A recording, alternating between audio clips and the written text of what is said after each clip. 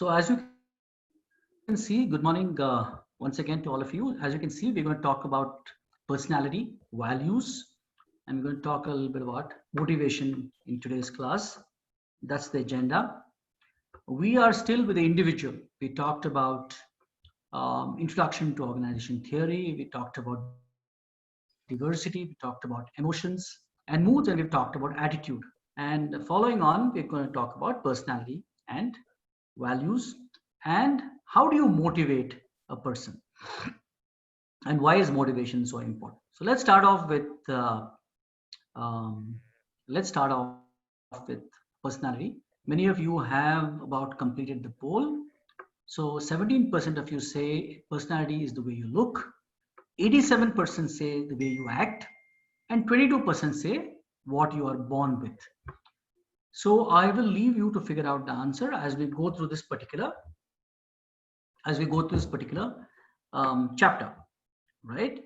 That's an interesting finding.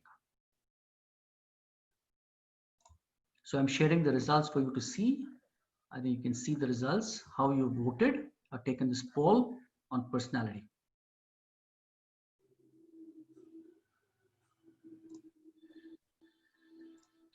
Right. So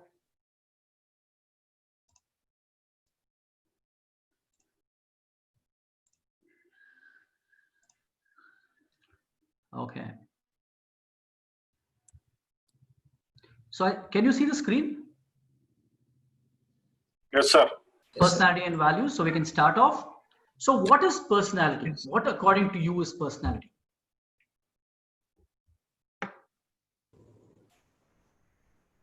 Behavioral trait of a person.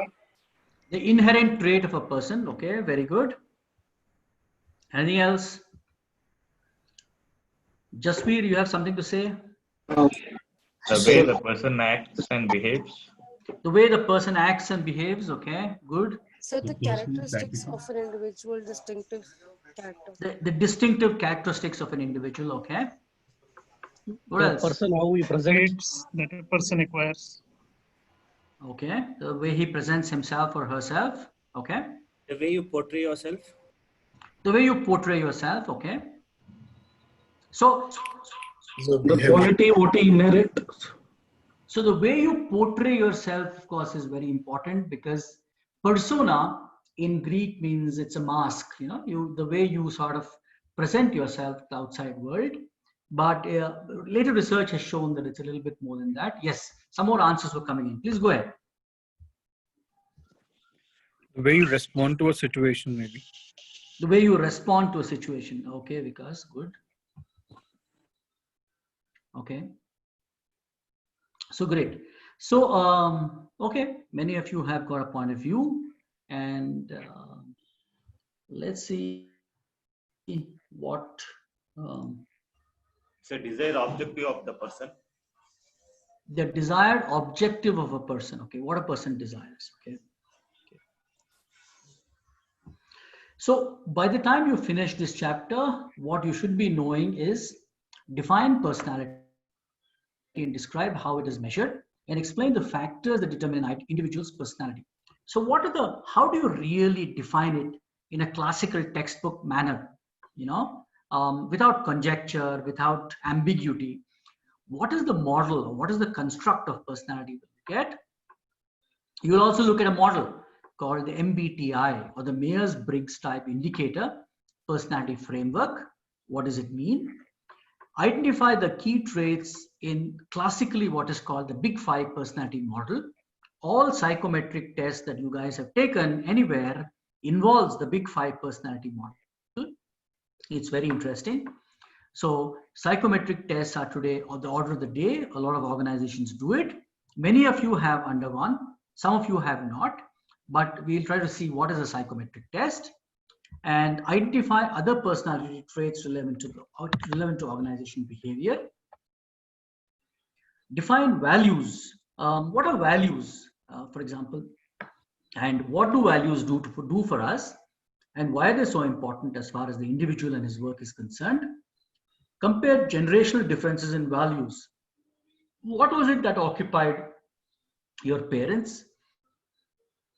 What is it that occupied my generation as a value, or what did we value, and what is it that occupies you? So, for example, let me take a quick look. Afreen, are you around? Afreen, so what is it that you value in life? Hello. Yeah. Hi, sir. Hi. I value my the culture. You value your culture. What else do you value? Yeah. Like we Indians, how we are. Suppose when you go to work, Afreen, when you go to work, what is it that you value the most?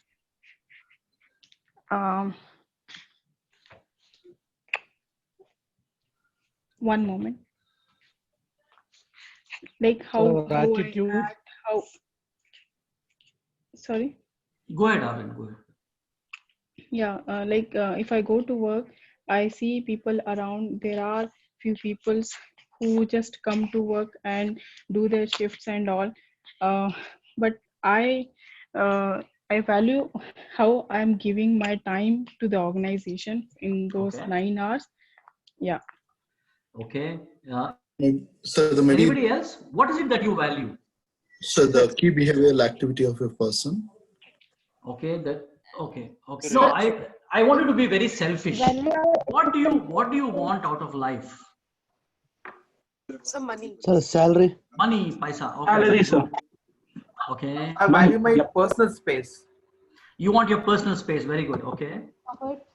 Fame. Fame. Peace. Fame.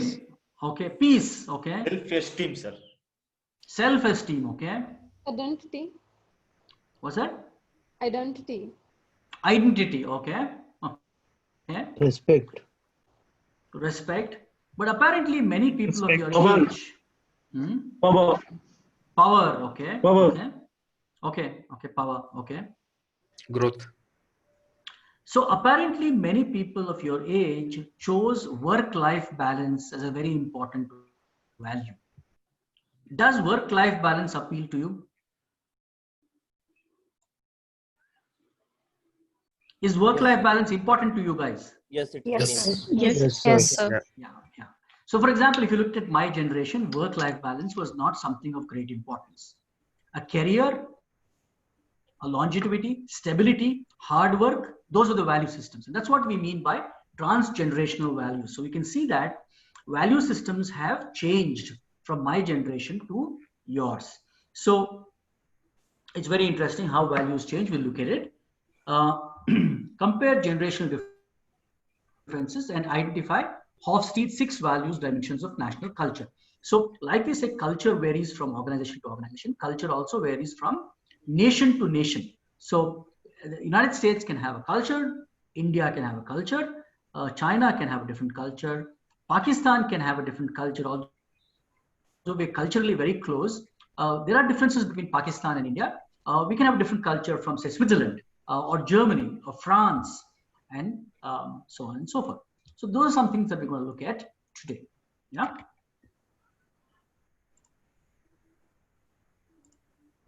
Sir, I have a question. Yes, you said that cultural difference will definitely matter. US have a different culture, but a US company which is working here in India, how will that culture affect the Indian culture when it works? Very interesting question, Pradeep Singh Dev. Yeah. Yes. So American companies generally follow what is called as a polycentric approach to staffing. That is, they are not like the European companies. So if you look at an American company in India, say Microsoft or Google or somebody, most people, 99% people there will be Indians. Yeah. So here you have an American company coming and setting shop in India, employing Indian employees. Yeah. But there will be an impact of the American culture on terms of, in terms of how, you want to sort of, right. So there is an impact. You will be the culture will be very American, but since they employ all Indians, it's a kind of an interesting hybrid culture develops. Yeah. Yes. Unlike, say, a Japanese who follow what is called as an ethnocentric staffing policy, that is, they come and if you look at Toyota Kirloskar, you will have Toyota owns 99%, Kirloskar 1%. You will have the CEO, the CFO, head of HR, all mostly Japanese people. So that's an ethnocentric staffing policy. Their footprint on culture is much stronger than an American country. Yeah. So let's try to define, I'll pull that up later, when we come to national culture. It's a very interesting area. Yeah. So I'll show you how India and the United States differ in national culture. So what is personality? The dynamic organization within the individual of those psychophysical systems that determine his unique adjustments to his environment. Gordon Allport. This is a mouthful, but I want you to look at this carefully. The dynamic organization. So something is dynamic, it's changing within the individual of those psychophysical systems that determine his unique adjustment to his environment, right? It's very interesting. So how do we what is our psychophysical systems? There is a psychological systems, and how does it react with the external environment is what Gordon Allport was trying to say. It's also dynamic, so it can keep changing, or the sum total of ways in which an individual reacts and interacts with others, the measurable traits a person exhibits in a construct of personality. So why should we be measuring personality, or why should we be talking about it? Because it's helpful in hiring decisions. Like I said, most organizations today carry out what is called a psychometric test. Most common methods are self-reporting surveys that you can take. You're going to take a self-reporting survey later on. Observer rating surveys provides an independent assessment, that is, you can get an observer and the person can sort of assess you. We look at that as well, right, as to what it really means. Any questions at this point in time?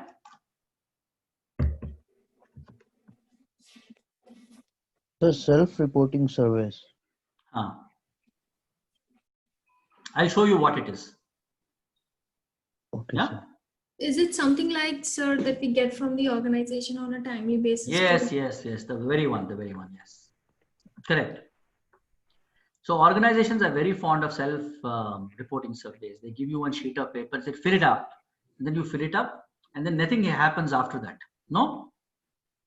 Yeah, so we usually get on a timely manner, like quarterly or sometimes even bi-monthly, to know like how are we feeling and all those kind of things.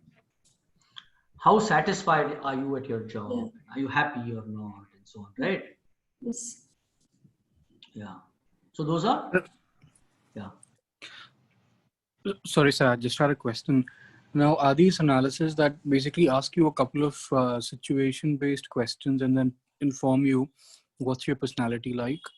Yeah. Okay. Exactly. We can do a couple of them as we go in through the class. All right. For free, pro bono. Okay. So, unfortunately or fortunately or otherwise, personality is deeply affected by heredity. So if you have personality quirks, you can blame your parents, grandparents, and so on and so forth.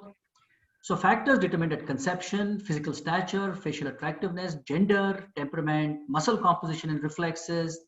So you would expect Virat Kohli's children to be better cricket players than an average guy because it comes with heredity. Yeah.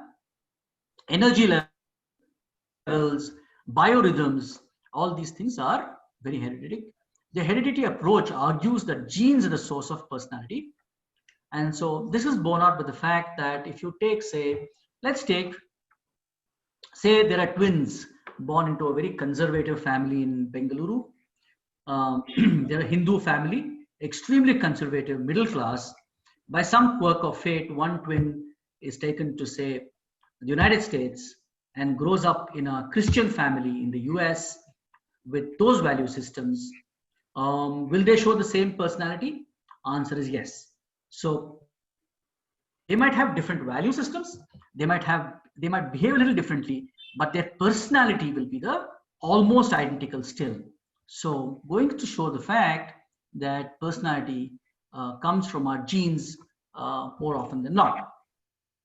And it's a very interesting phenomenon. And there is some personality change over long periods of time, but not too much. So personality which you get and form at a young age sticks with you. And that's why the formative years for children are very, very important. Yeah. After about 15, 16, it's very difficult to change anything. So yeah, that's a little bit about a personality determinant. And it comes from your genes and your parents and your grandparents and so on and so forth. Yeah.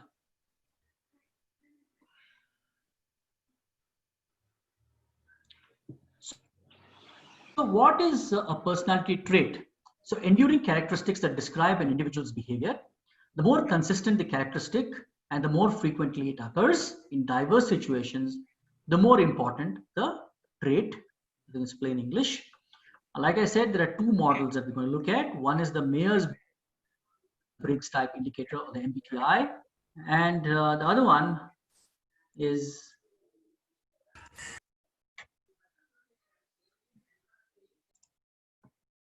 the Big Five model. We'll look at both these constructs. So a very interesting test is the Rorschach ink blot test. And what do you think you see in front of you? A butterfly. Butterfly. Bat. Okay. Bat. Okay. What else? Beetle. Beetle. Okay. Anybody else? That Pumpkin. seems a watercolor painting. It's a watercolor painting. Okay. Does anybody see Narendra Modi delivering his Republic Day speech? No. Definitely no, sir. No, sir. Huh? You sure? Yes, sir, kind of. Yes, he has raised both the hands. Okay, Preeti Singh, my good friend. Anybody else? No, sir. Come on, guys. Tell me what you see there. Looks like a paint on a bike. It's kind of a fox's face, sir. Yes, sir. It looks like a fox face. So fox's face. Okay. So the man standing and raising his hands with the two wings. Man standing and raising his hands with two wings. Okay. What else? So the Rorschach ink blot test is a very interesting personality test. It is used extensively to determine mental illness. And normal people see it as a bat, a moth, and so on and so forth. There are people who also see it as, like I said, Virat Kohli scoring a 6 or something like that. So it's a very interesting personality test used in extreme conditions. Not so much seen in industry, but it gives you an indication or a peek into a person's psyche, right? And how it is done, there is a blotting paper taken, some ink is thrown on it, it is folded, and then it gives up various shapes. This is one example, but then you could have different kinds of shapes coming up, and people are asked to, give their thoughts on what they see. So if ever you visit for whatever reason, if you visit a mental institution, you will find that they are administering the Rorschach ink blot test on their patients. It's a personality test of a simpler kind. And then it is taken by trained psychologists and it is analyzed as to what you have said.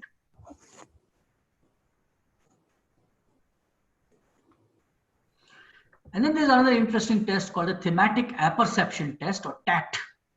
I don't know how many, have you gone through this? Anybody gone through this TAT? No, sir. So TAT is very, very popular with the Indian Army. Yeah. So the TAT was brought in by the German Armed Forces. And then it's a very interesting test. So These two pictures are not related to each other. Okay, first of all. Now, if somebody, let's leave the right one out of this lady. Let's look at the left one of this young lady and the old lady. I want you to look at this picture and write a story. That is, what do you think? What do you think you see here? What do you think is happening? And how this thing is going to end? So, what do you think is happening in this picture? Yeah. What it is about and how it is going to end. In a few words, if you can write a story only on the left side picture. Can you do that, please? Let's take a couple of minutes off. Can you start? Yes, sir. Sir. Yeah, please.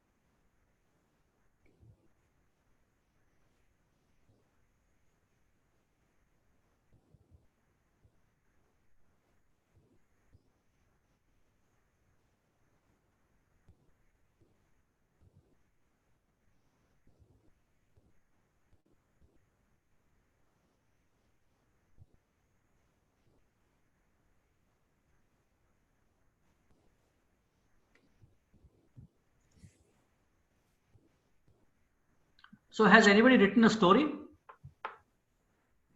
Yes, sir. Yes. Tell me. Go ahead. So this is Ganapati here. Yeah, Ganapati.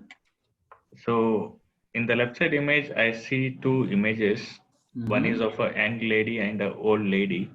Correct. So I feel that the old lady is remembering her younger days, how she had spent it out, how beautiful she was. And she is thinking of that and cherishing her memories. Yeah, yeah. Okay. Shall I say something? Who's this? Yeah, this is Sundar. Yeah, Sundar, go ahead. Yeah. So this old lady is actually watching her, but she is not telling anything to her at this point of time. So it basically means that she wants to probably use that information at a later point of a time to either get me to do some work or probably she is, I mean, at this point of a time, she's trying to use something. So I have to be careful and, probably plan. Nice, nice. You brought in a little bit of a conspiracy theory there. Okay. One of the story can be the lady which is behind was staying in a rude villages, and there was a lot of what do you say, things were happening with her, like people used to she should wear like this, and because of like this she became like this. And after some time she realized this is not how I want to live, and then she totally revamped her, and then now she's looking like this.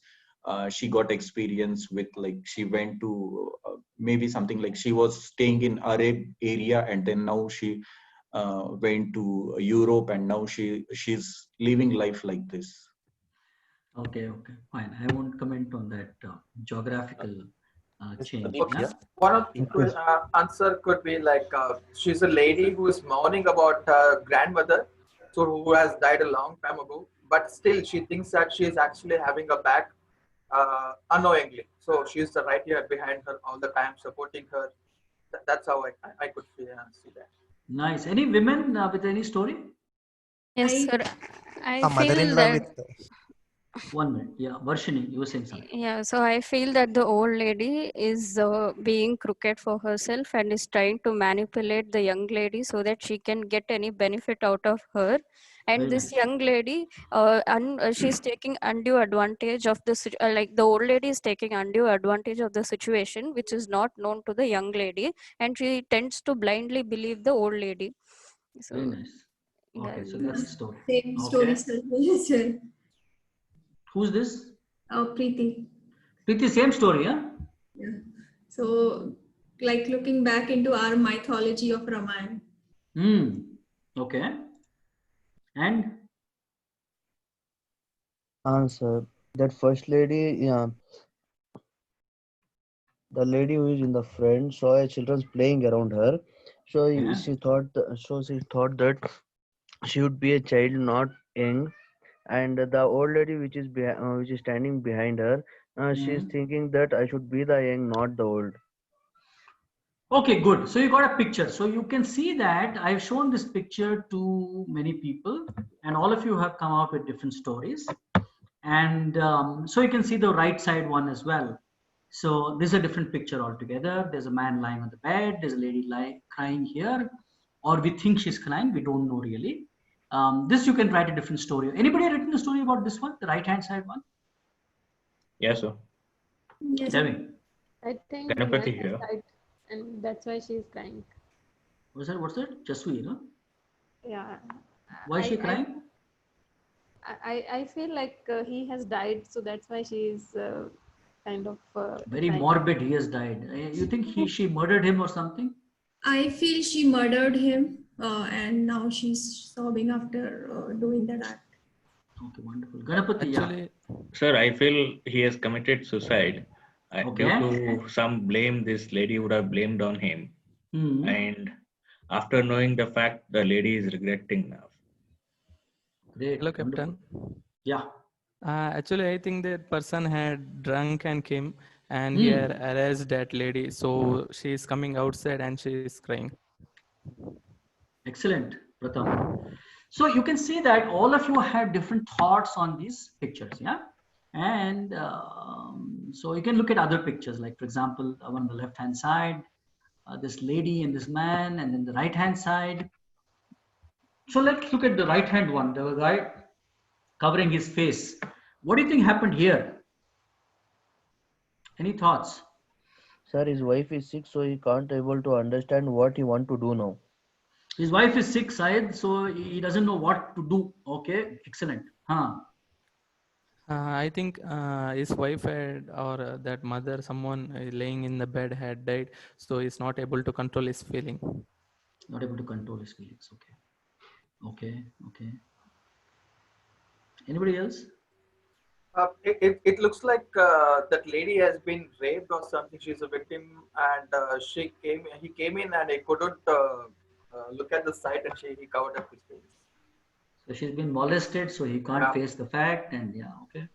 I feel like that lady was ill from so many days, and this guy, he was praying to God using the Bible, which is there on the table, and whole night he was reading the Bible, and still he could not save the lady, and then he is regretting and he's crying that he could not save. Where is this a reference to the Bible? Do you see a Bible somewhere? You see in the table. It's there. Yes. Book is there. There's a book there. Okay. Fair. Good. You're a very observant guy. Yes, sir. Ankita Mandal, are you there? Yes, sir. So, am I audible? Yeah, very much. Yeah, I think I would actually go with that other person's story. Like she has been harassed or, arrested, and he can't face looking at her like that. Right. So, one more picture here. So you get the idea, right? This is called the thematic apperception test. Basically, how it works is there are 21 cards like this, and they are given to you, and you have about 2 minutes to write a story. So you really don't have time to think, and you're writing stories. And then the last card, the 21st card, is a blank card. There is nothing on it. So you write just whatever comes into your head, and then you submit it. And then this is checked by trained psychologists who sort of have a very deep insight into personality, and then they come up with a construct of how your personality is. It's a very powerful tool. And I learned TAT some time back, and I applied it on a few of my students, and it started frightening me because I could get a deep insight into their own psyche. People look very normal from outside, but then many people have dark secrets, are troubled deeply, and then it starts coming out in a thematic apperception test. Industries generally don't do a TAT. It is very, very popular with the armed forces. So the Indian Armed Forces use it extensively. So when I went for my service selection board, I was put through the thematic apperception test. Of course, I was very young at that time. I did not know really what was happening. But it's a very powerful tool that can be used, generally not used in normal industry. Yeah. Sir, any particular reason why it's not used in organizations, if it's that powerful? I think it's a very, very, very invasive tool. I think, you can really delve into somebody's psyche very deeply. And it can tantamount to invasion of privacy. You can elicit dark secrets about people, how they think and why they think. And so, for example, when I did it on a student of mine, I did it on one male student and one female student. This female student looked very intelligent, very bright, very normal, and it started throwing up very dark secrets. And then later I came to know that she had a very troubled childhood and so on and so forth. So, and I was not feeling very happy for myself for getting to know these facts. In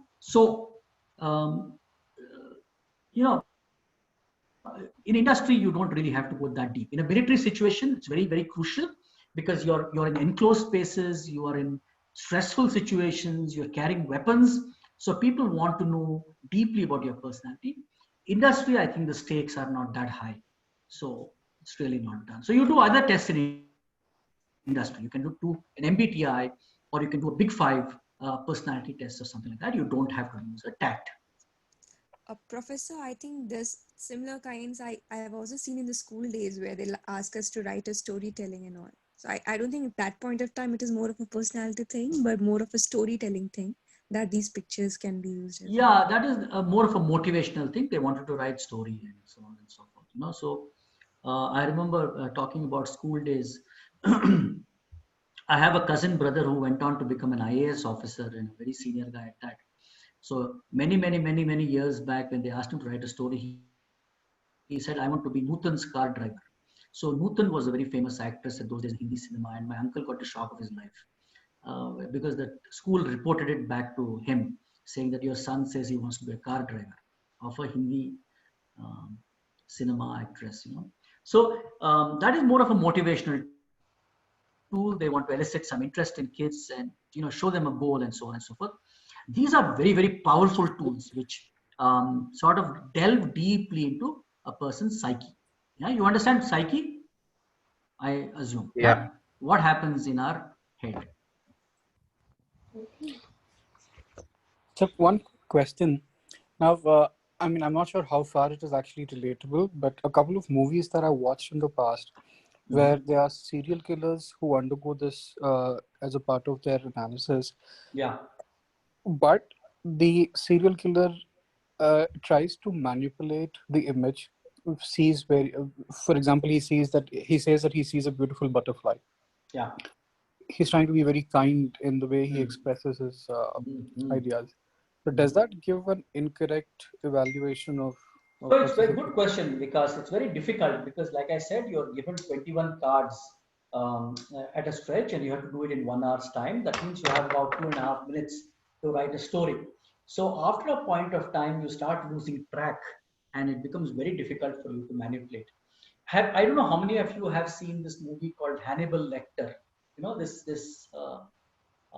The Red Dragon and so on, about this guy, Anthony Hopkins.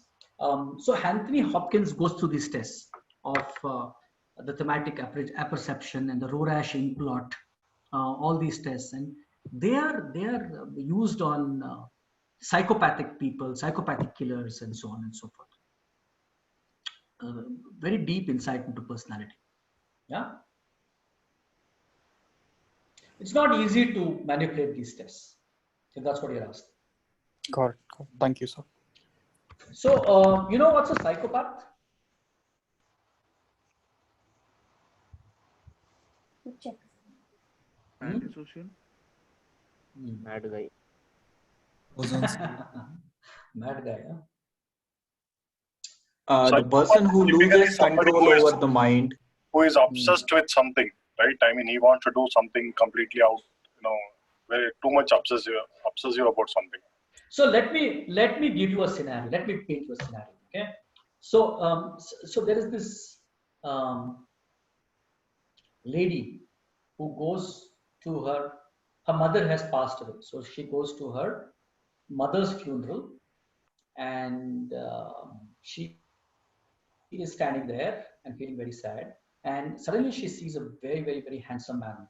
And she is sort of besotted by this guy, and she wants to sort of get to know him. But she's caught up in the busyness of the occasion because it is her mother's funeral. And then by the time she can reach out to this man, he has disappeared. So now she is distraught. She wants to meet this guy because she's really attracted to him. And then she later on finds out that this man was her sister's friend. Yeah, she has a younger sister, and she is this younger sister's friend. So what do you think this lady should do now?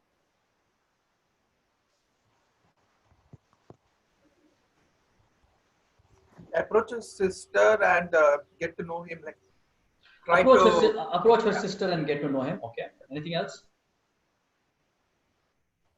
So she would probably get onto the conclusion like they might be having some relationship, and then she should take a back seat probably. So she should take a back seat. Okay. After this conclusion, she might take his number and she may talk with him. But if she's a psycho, she take a back seat. She will go and talk with her sister, like what's that guy about and everything about. I mean, she will try to approach her via her sister. Okay. See, if she's not in a talking terms with her sister and all, she may probably kill her so that this guy comes back for the funeral. Yeah, correct. So that is psychopathic behavior. So that is classically how a psychopath would behave. Psychopaths would kill their own sister to get this guy back, because they would figure that if this guy came for one funeral, he would come for another funeral. And then it is found by research that if you have a group of 100 people, one of them is a psychopathic killer. So you can figure, if you have a class size of 155 people like you have got, at least one person, 1.5 people amongst you is a psychopath by average definition. So you don't know. Look around you. The next person you might be talking to might be a psychopath. So be alert about it. Yeah. So tests like this, the thematic apperception test and so on and so forth, they give you an idea about psychopathic behavior. So an interesting test, of course, you have to go through a questionnaire, but then the end results give you what is called as the MBTI. MBTI is very popular. It's a counseling tool. It's again not used much in industry, but it is used by psychologists, career counselors, coaches, and so on and so forth as a counseling tool. And once it's administered, you get these combinations. So you get first of all, whether you're extroverted, introverted, that is sociable and assertive, or you're quiet and shy, you're sensing, that is your practical and orderly, or you're intuitive, that is your unconscious processes drive your thinking and decision making, whether you use reason and logic, that is thinking, or you use values and emotions. Are you an emotional person and you make your decisions emotionally, or you use a cold reason and logic? Yeah. And then finally, you want order and structure, that is judging, or you're perceiving, that is you're flexible and spontaneous. So you can have a combination like ISTP, or you can have ENTJ. So the Myers-Briggs type indicator gives you, after you do this test, gives you an indication as to what really are you like. Yeah. So one quick question. There have been scenarios where in our office there were such kinds of sessions, and when they asked to do a self-analyzation and say what are you, which bucket do you fall under, there are few times where like it's maybe you're an extrovert or an introvert, but there are certain traits that is mix and match. Like maybe at certain scenario I will act as an introvert, at certain scenario I will be an extrovert. So how can I do a self analysis at those point of time where I have to call out if I'm an extrovert or an introvert? Yeah, I can't really comment on you, Nikita, because I don't know you very well. But what do you think I am? Do you think I'm an extrovert or introvert? Extrovert. Actually, I'm a pretty introverted person. But whenever I feel like in a social setting, I can sort of play the game quite well. But eventually, I want to go back home. I want to relax by myself. I don't like inane, stupid conversation. So you might be also, what is called as ambidextrous or ambiverted. For example, you might be in the middle somewhere. You can go both ways. You can be introverted. You can also be extroverted. But there are also people who fall into the extreme, either extroverted or introverted. So you might be somewhere in the middle, and you might be ambiverted. Yeah. Sir, I have one question here. So, are introverts are accepted in business organizations? Introverts are some of the greatest people. Bill Gates, Steve Jobs, Mahatma Gandhi, Captain Nagaraj, all are introverts. Sir, they are in the top levels, right? What if they are in a team as a team player? So obviously, you don't want an introvert to go and do a event management job or a sales job. So select carefully. The advantage of introverts are that they're very careful people. Introverts generally focus on doing the job extremely carefully and well. So for example, if you're looking for a good accountant, you might have a introvert. On a ship, suppose I was looking for a crane operator, somebody who's very careful and focused on their job, otherwise they can cause accidents. I would go for an introvert. So select the person for the right job. You want an event manager, don't go for a introvert. It might fail. You want a salesperson, you might not want an introvert. Yeah, you might want an extrovert. So I think you must kind of profile the job, profile the person, and get a match. There is no absolute right or wrong. I mean, it is good to be extroverted. It is good to be introverted. There's nothing like that. You choose an appropriate job. Thank you, Captain. Yeah. So the MBTI is a very, again, important personality test. A lot of people use it. Not so much industry, used for counseling. So suppose I have found that you are an introvert, but you're in the wrong job, then I can tell you that, look, maybe this is not really working for you. Why don't you go and try to do something else, and you may find success. So again, things like using reason and logic, that is thinking versus feeling. Some jobs you need to use cold reason and logic.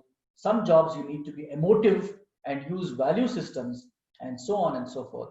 So it gives you an idea about. It allows you also to introspect. I recommend that all of you go and take this test and find out about yourselves so that you can introspect and try to make change. At least if you recognize what you are, you can make some suitable changes. Yeah. Sir, can you define extrovert?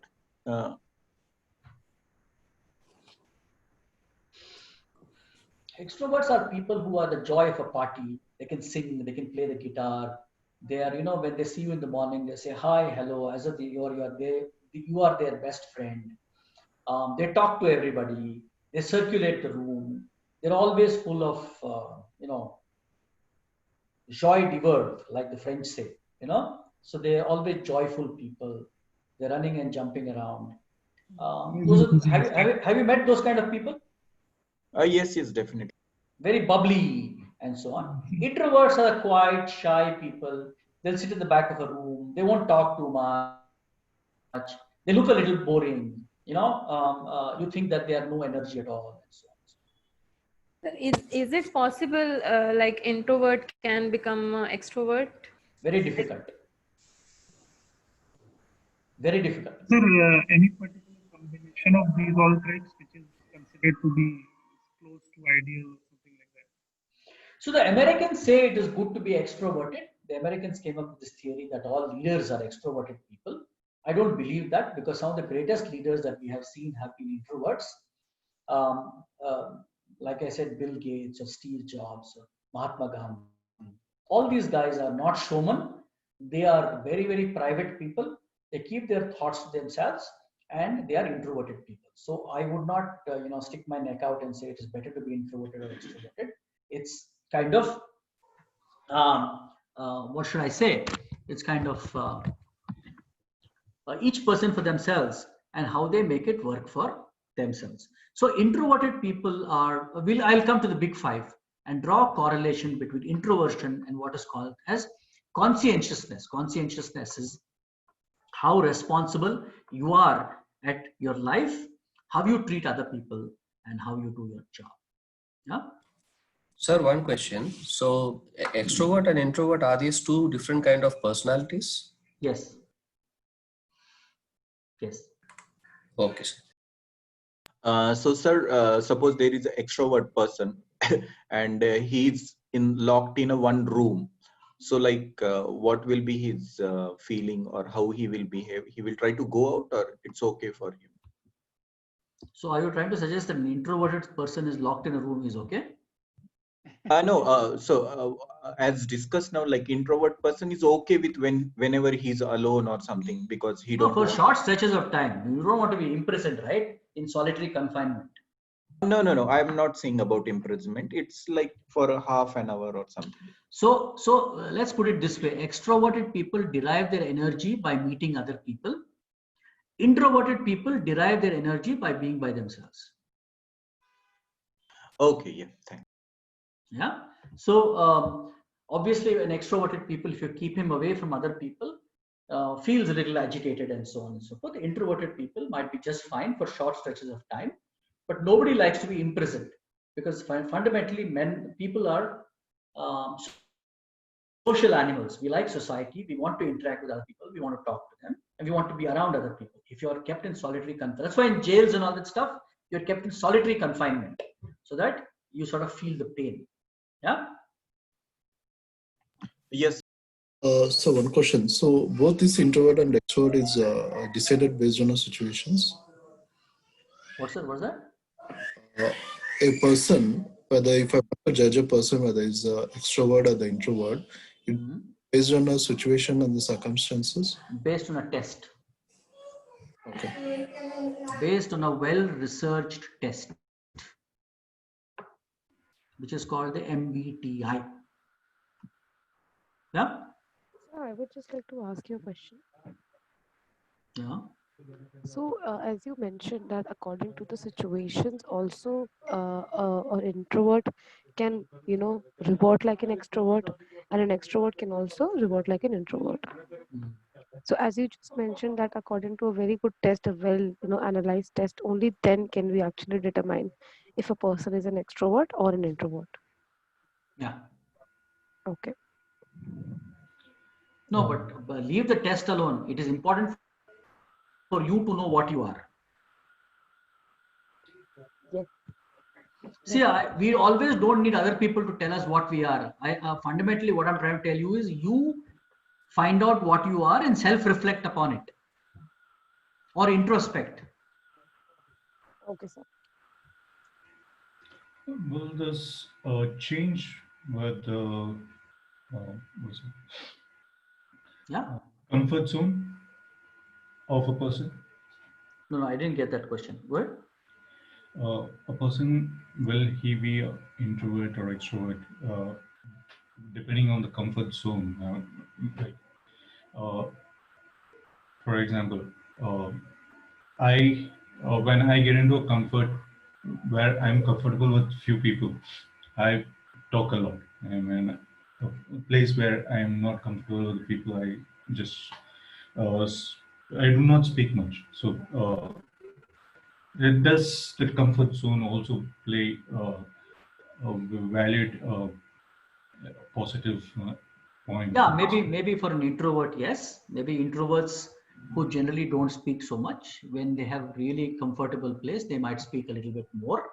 But extroverts are people who are comfortable speaking in whatever location you place them. So introverts, of course, might be a little bit more open when they're more comfortable. Is it difficult for introvert to create network with others? Yes, yes. So like Bill Gates, how he has created such a big network? Bill Gates doesn't have to create a network. People will network with him by themselves. Yeah. So that is the point I was trying to make. So if you have figured out that you are an introvert and you know there is a problem in networking, then you might like to make proactive steps in networking. So there is an issue. So if networking is important to you and you are an introvert, you might like to take proactive actions to network. Yeah. How can we break that? How can you break that? Go and become member of Rotary Club, Lions Club, get onto LinkedIn, send invites, go and talk to strangers. There's great fun in talking to strangers. Some of them will swat you on the face with a newspaper. Other people will talk to you, share their stories. So make attempts. Don't sit in a room and then keep brooding about it that I don't know people. Make attempts to go and network with other people. You don't have to become their thick and fast friends. You can get to know them. You can make acquaintances, right? So there are many ways in which you can go and sort of network. Find out and go and become a member of book reading club. Go and become a member of a cycling club, jogging club. Thousands of ways. Thank you. Yeah, so it should not be used as a selection test for job candidates. It's a very popular tool, but like I said, it's mainly a counseling tool. It's a tool that people might use, for finding out what is the personality of another person, but not used as a selection tool. What is used as a selection tool is what is called as the Big Five, very popular. The Big Five test has, as the title says, 5 personality traits. These are called as extroversion. That is, a person is sociable, gregarious, and assertive. Agreeable, a person is good-natured, cooperative, and trusting. So conscientious, this is not conscious, this is conscientious. That is, a person is responsible, dependable, persistent, and organized. Emotional stability, a person is calm, self-confident, secure under stress versus nervous, depressed, and insecure. So emotional stability versus neurotic people, there is something called as neurotism, where you behave in a very emotionally unstable state, and they call neurotic people. And then finally, open to experience, that is curious, imaginative, artistic, and sensitive. These people are also, they have flights of fancy, they're open to new ideas. So how many of you like to kind of taste new food every time you go to a restaurant, or you stick to the same old pattern? I like to explore. I like to explore. So you want to go and have a soup made of cockroach next time. How many of you are up to it? I am ready. Place again, food eater I am, whether I'm vegetarian or non-vegetarian. So. In veg zone, not in non-veg zone. In veg, okay. So so that's a good trait. So people also, want to try many things in life. You want to go and do bungee jumping. You want to go and bungee jumping. You want to go and do skydiving. You want different experiences. So that is open to experience. And a lot of organizations look for people like this, because these are the kind of guys who have these flights of fancy. They're imaginative. They can come up with new ideas. They lead to innovation and creativity, and so on and so forth. So you can see that why, suppose there is an organization that is looking for a sales guy. Obviously, he wants an extrovert, and he does not want an introvert. So he will look for an extrovert. There are organizations which want their people to be agreeable, that is good-natured. Adobe is one such organization. They want their people to be agreeable. It's very important to them. They want people to be kind and nice to other people. Infosys, old Infosys was under such organization. They wanted people to be agreeable. So they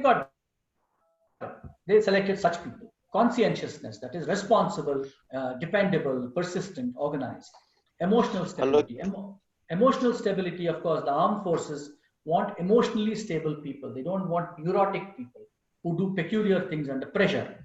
So this is a very important selection tool. You can run a test and then you can figure out whether a person, I mean, along these 5 traits, that is extroversion versus introversion, agreeableness versus disagreeableness, conscientious versus casual, emotional stability versus neurotic, open to experience versus not open to experience, very conservative.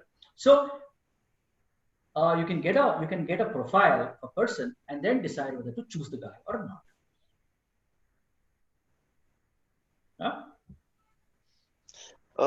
Captain here, Surya here. I think last 15 months back we had an interview in our organization. I work for Boeing Aerospace, so we had an interview. So I have selected one guy whose like hobbies were like extroverts. Okay, so but he was technical sound. My manager said no, we don't want this guy. So I later I asked him. Later I asked him. He's talented in technical, but why you not taken him? Because he said like he is too extrovert. He will spoil my entire team.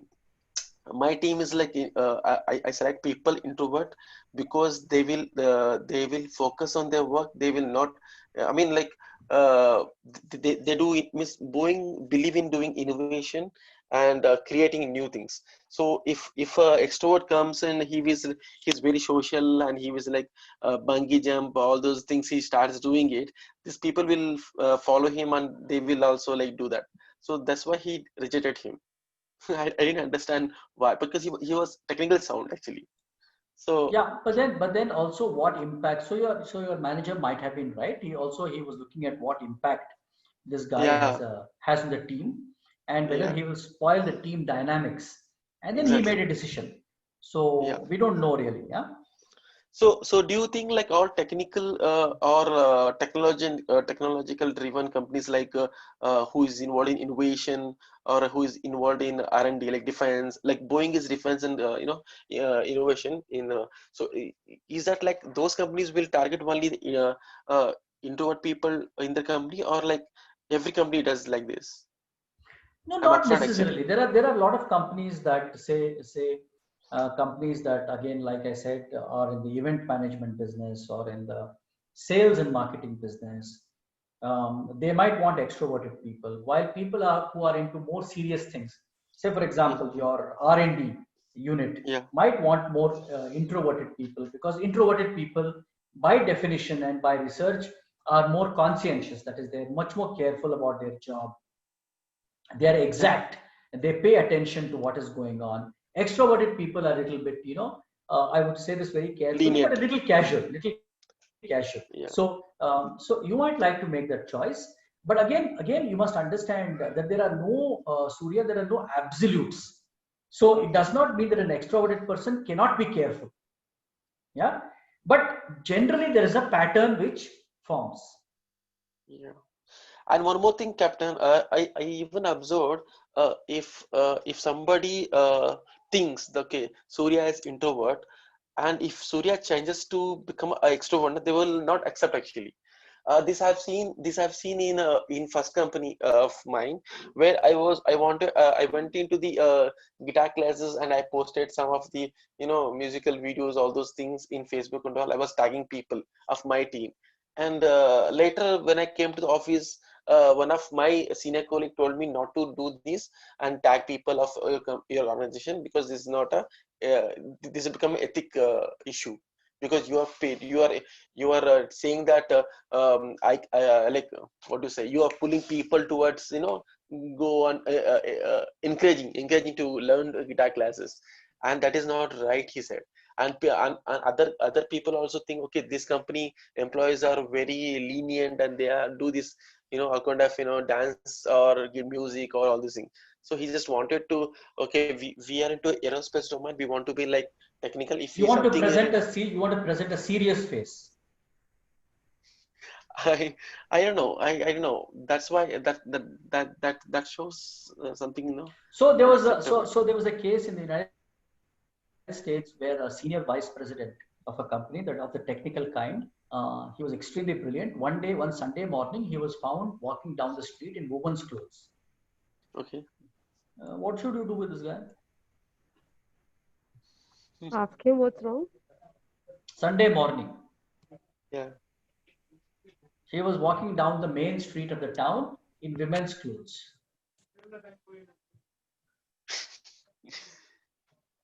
Sir, maybe he was drunk. Maybe he was very sober. He was not drunk. Maybe he is hiding. So what should know what?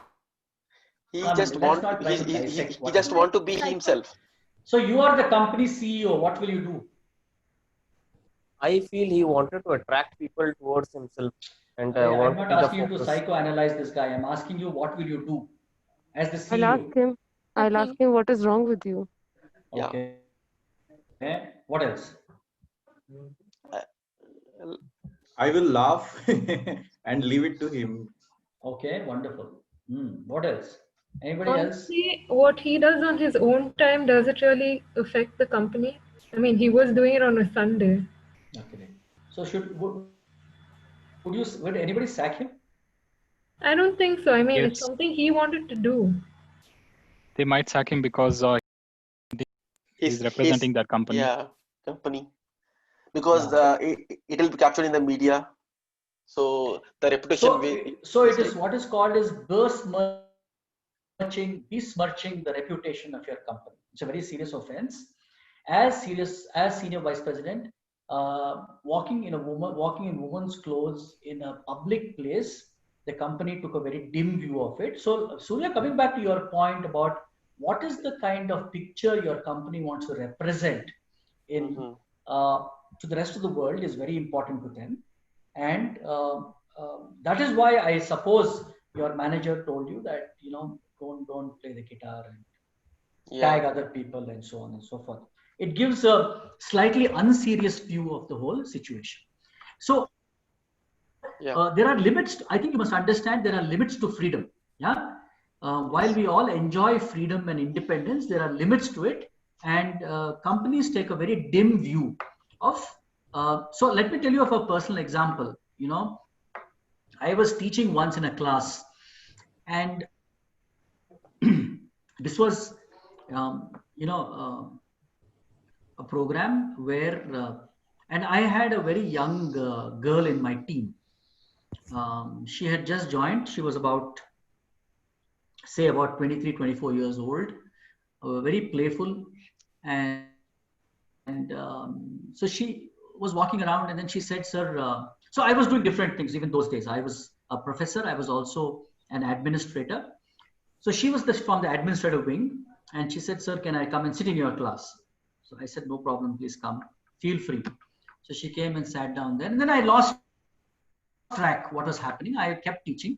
There was one particular fellow who had some medical condition, and he would actually fall asleep and snore. And the general thing, everybody knew. So the general thing was whenever he was sleeping, somebody would wake him up and he would come back to attention. So what had happened without my attention was that, without my noticing, was that this girl had taken a picture of him sleeping on her phone and then posted it on Facebook, saying that, look, student of so-and-so university is sleeping in class. Yeah? How do you think the university is going to react?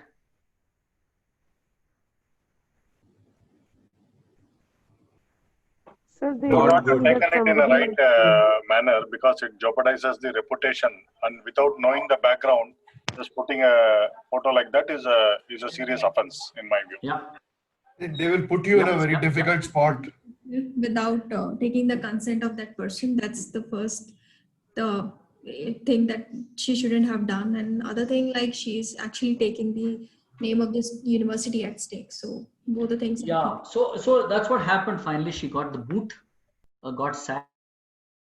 I felt very bad. And I said that, since it was my class and this girl reported to me, I was responsible. But it was not accepted, and she got the sack. And okay, I got her another job. But then it was a learning for me as well to be a little bit more alert of what is happening around me. Yeah. So organizations want to represent themselves in a certain way, and if they find that their employees are doing something that is detrimental to their to what they perceive is right, they are going to take a very dim view. Yeah. Right. So I hope you got a picture of the big 5 model of personality dimensions. Just one question before you move. Is this the same as what they call as a ocean trait in typical management terms? OCEAN? I don't think so. Okay. Because I am trying to link it from, I was just doing some study for marketing. They had something called as a consumer preference or consumer. No, I think that is more of behavioral psychology. Okay. This is to deal really with personality. Because it talks about conscientiousness, agreeableness. Some of these are common, so that's why I was a bit. Some of them might be common, but this is classic personality. Okay, thank you, sir. Yeah. Sir, one question, not to be off topic, but in India we have this astrology, zodiac signs and all. Mm-hmm. Is there a study that we can do to relate it to personality, sir? Yeah, I mean, if you believe in astrology and you believe in zodiac signs and so on and so forth, each zodiac signs show a different kind of behavioral trait and personality. And if you can link them and you find it good for you. But I don't think you're going to convince organizations to look at people's astrological signs and then hire.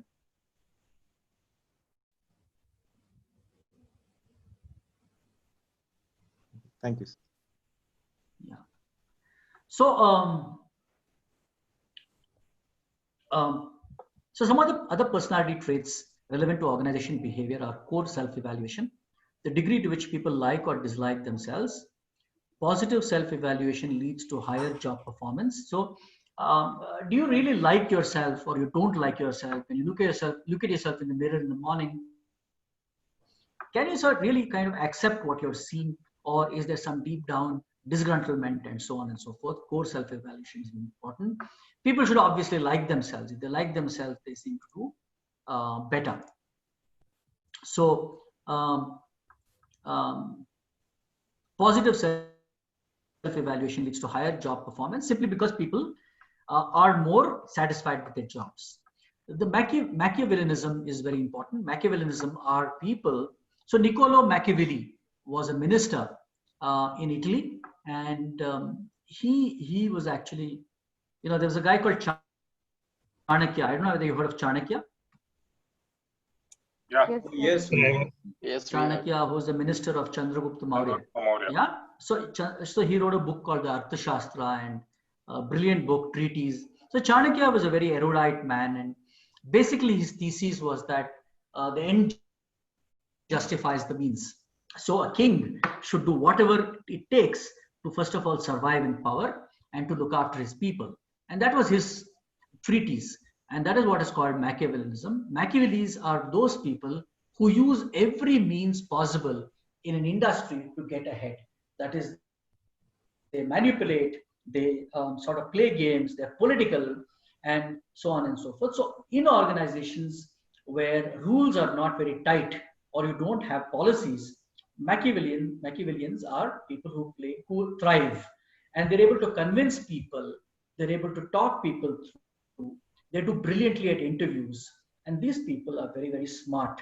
They play the system. They may not be the most, they may not be the best at their work, but they are very successful because they play the system very well, and they're able to manipulate other people to get what they want to get. I'm sure all of you have met Machiavellis. These are smart people. Yeah.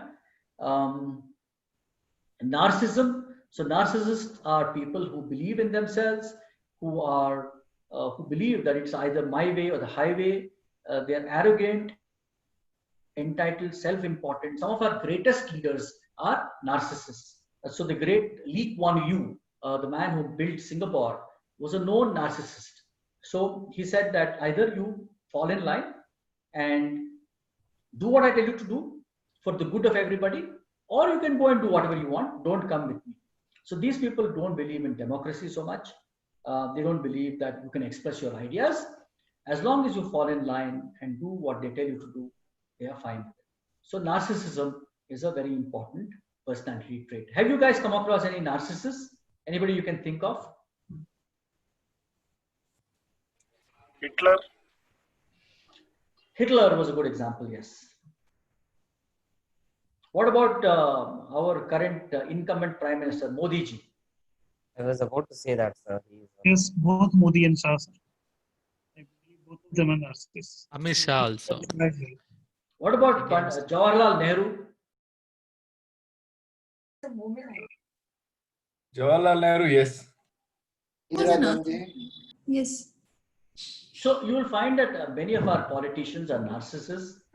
It's either my way or the highway. They're also insecure people. Either you fall into line or you go and do something else. Next example is Arnab Goswami. Alexander.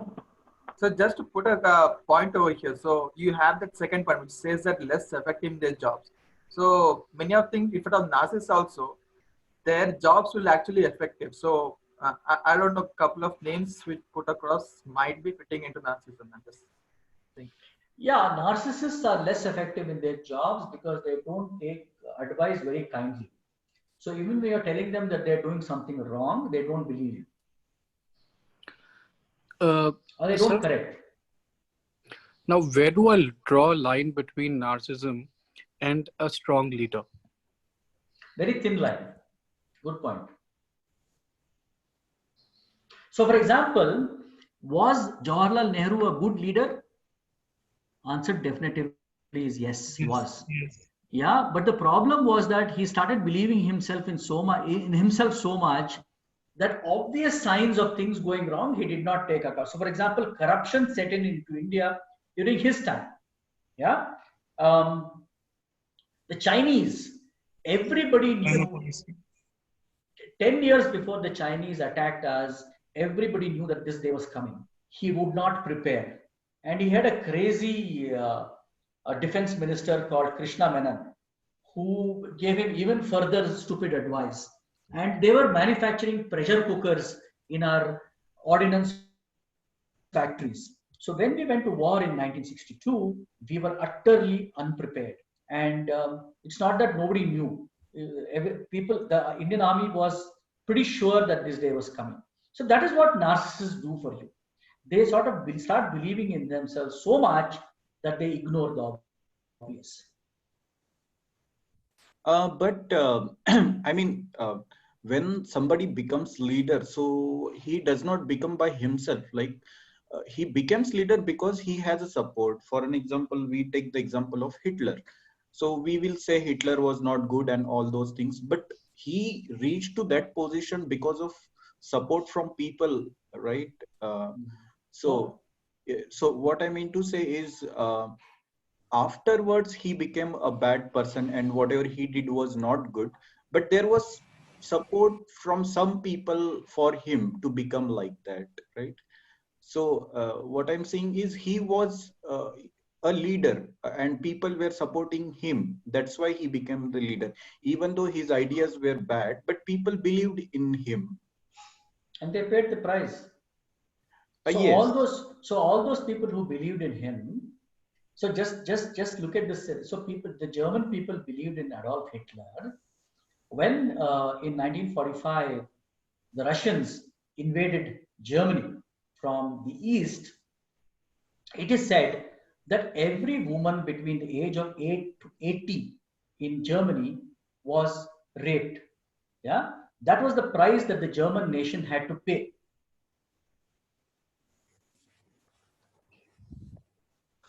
And so one more question.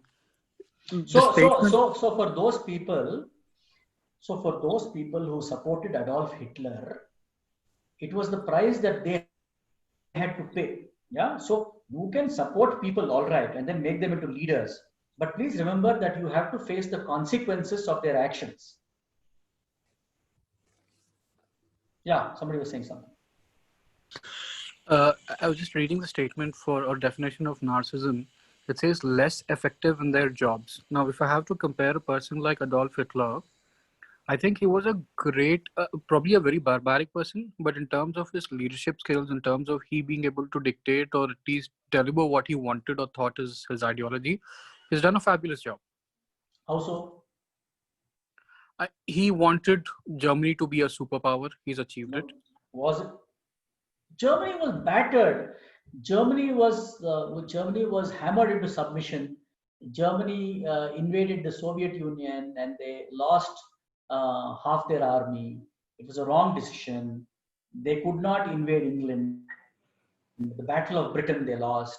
They were hammered in Africa by the Americans. The Americans invaded them from the west, the Russians from the east.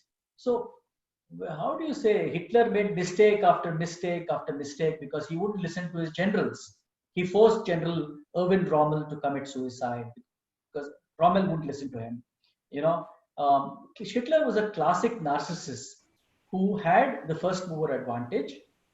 They caught the rest of the country sleeping. France and England were sleeping, so they won the initial. America was not in the war, so they caught them sleeping, and then they got initial success. But the tide turned. After 1942, Hitler lost everything, and you should sort of follow him closely. He might have had early successes, didn't work. Sir, I believe he was a bit greedy in acquiring in countries. Okay. Like, no, I want you to listen. Like China, hello. Yeah. Go and meet a few Germans. Yeah, I commanded a German ship. I worked very closely with Germans.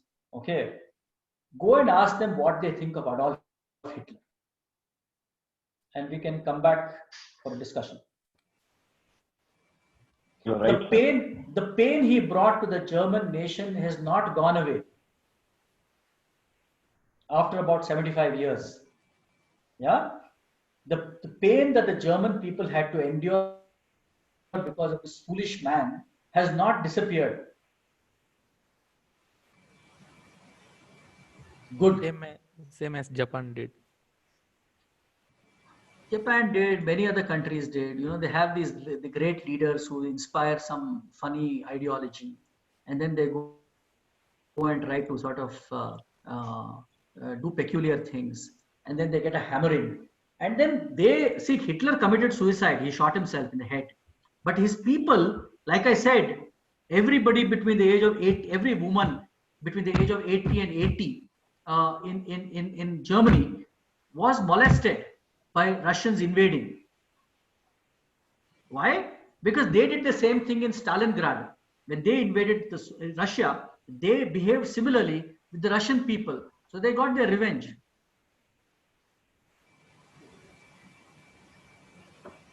Anyway, we'll stop history and we'll move on with OB. What's the time? Time is about what? Now it's 11, right?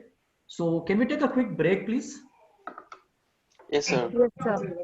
Yes, sir. We've had a very interesting engagement. So let's take a quick break and we'll come back in about 10-12 minutes. Yeah? Okay, sir. Thank you, sir.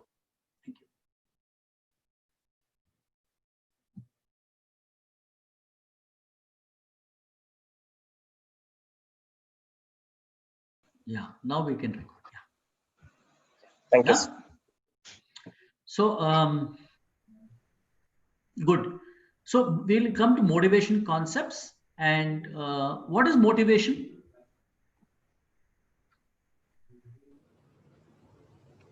Inspiration to do things. So what is your what? Inspiration to do things. Inspiration to do things. Okay. Making people positive energy to giving a positive vibes or giving a positive thoughts of motivating your people. Giving positive things to motivate people. Okay, very good. Emotional boost. Encouragement. Okay. So do you think as manager you should motivate your people or you should be motivated? Yes, sir. Yes, sir. We need to be self-motivated so that we can motivate others also. You need to be self-motivated so that you can motivate other people. So very good. Okay. So after you finish this chapter, you should be able to describe the 3 elements of motivation, identify 4 early theories of motivation, and evaluate their applicability today. So there are theories of motivation that we look at and, quickly try to see what exactly we are talking about motivation. And then you can take it from there, read the chapter probably. I will try to give you some idea about what exactly we're talking about. So, defining motivation, the results of the interaction between the individual and the situation. So, what is the result of the interaction between the individual and the situation? So, motivation has got 3 parts, that is intensity, direction, and persistence. So, how hard are you willing to try? What is your intensity level? How intense? What we call as passion. Direction, effort that is channeled towards and consistent with organization goals. So what is your understanding of passion? Well, giving yourself wholeheartedly towards something. Are you really going to give yourself wholeheartedly towards something? Are you passionate? Do you believe in something very strongly? Yeah. And then, so I just wanted to show you a quick this thing, please. Can I digress for a minute, if you don't mind? Sure, sir. Yeah, just hold on for 1 minute, please.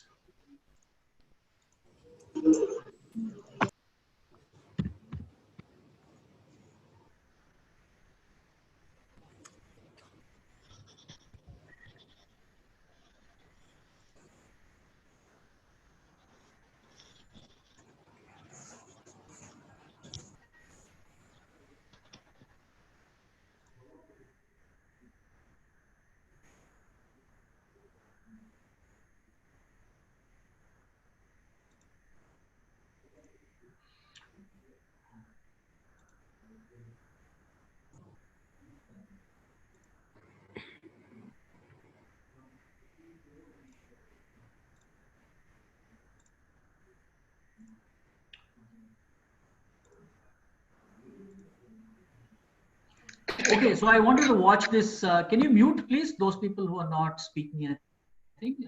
I want to watch this clip and then tell me what you think about it, yeah?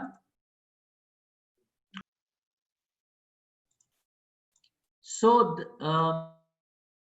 that is a very interesting case where, this plane takes off from New York, LaGuardia, and then both engines fail. The plane is over New York. What should the pilot do? But take care of the passengers first. Keep the passengers calm first. He should land the plane safely. He should land the plane safely, yeah? Yeah. So it's a very tricky situation, right? And let's see what the pilot does, yeah?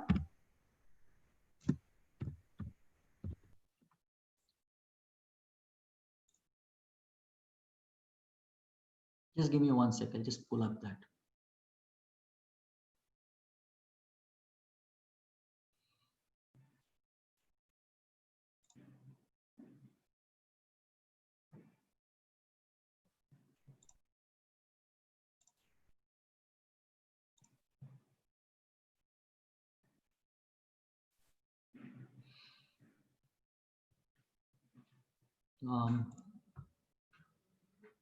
Just give me 1 second.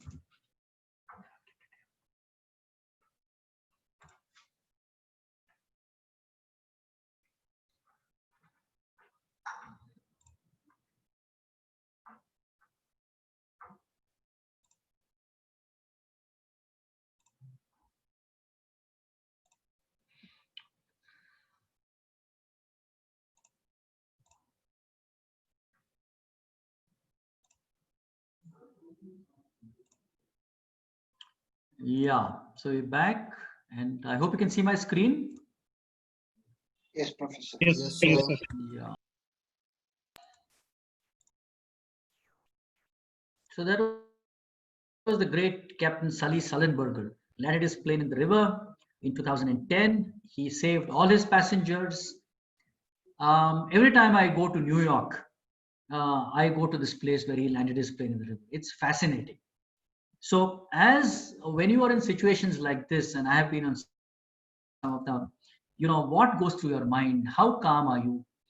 How effective is your decision making? It's wonderful. And this guy is fantastic. He's a great pilot for even attempting to land his plane on a river. But that's not the point. The point is that, and I think I mentioned it in the orientation, Sully Sullenberger thought about nothing but flying from the age of 5. That is passion, right? Passion is when you are totally involved in your job. Now, any thoughts from you guys?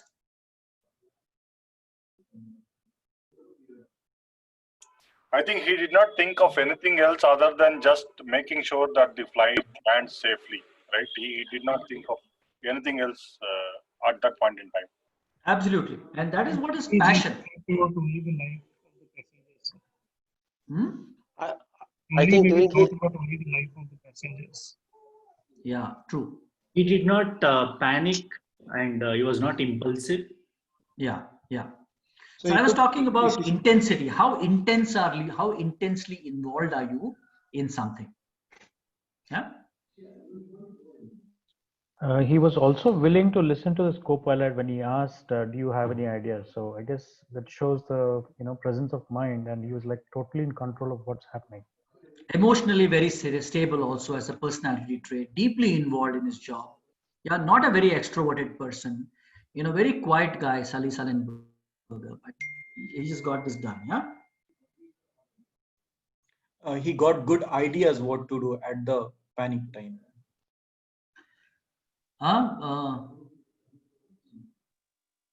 What's that? I mean, he got the idea what to do at that point.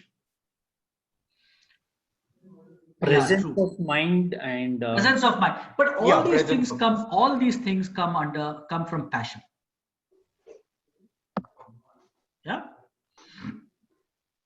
So I just wanted to talk to you about intensity and how intensely involved you are in something. And in extension, job existence and job involvement is very important. How many of you are really involved with what happens in your job and things like that? Yeah. So motivation is got 3 components. It is intensity or passion, direction, effort that is channeled towards and consistent with organizational goals, persistence, how long a person can maintain effort. Yeah.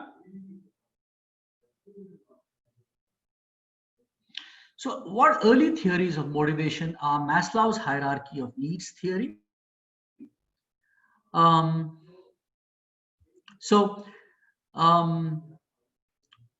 These are what are called as the early theories, or some may say outdated, but I think they are fundamental to motivation. McGregor's theory of needs, McGregor's theory of X and theory Y, Herzberg's 2-factor theory, and McClellan's theory of needs. So these are the 4 theories. So Maslow's hierarchy of needs, McGregor's theory X and theory Y, Herzberg's 2-factor theory, and McClellan's theory of needs. Let's go through them quickly. Many of you might have seen Maslow's hierarchy of needs. Have you guys seen Maslow's hierarchy of needs? Yes. Yes, sir. In Have you heard about it?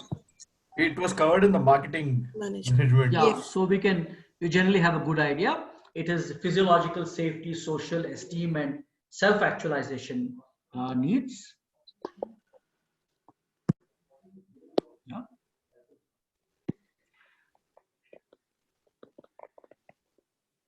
So McGregor's theory X and theory Y. So McGregor said that managers are of 2 kinds.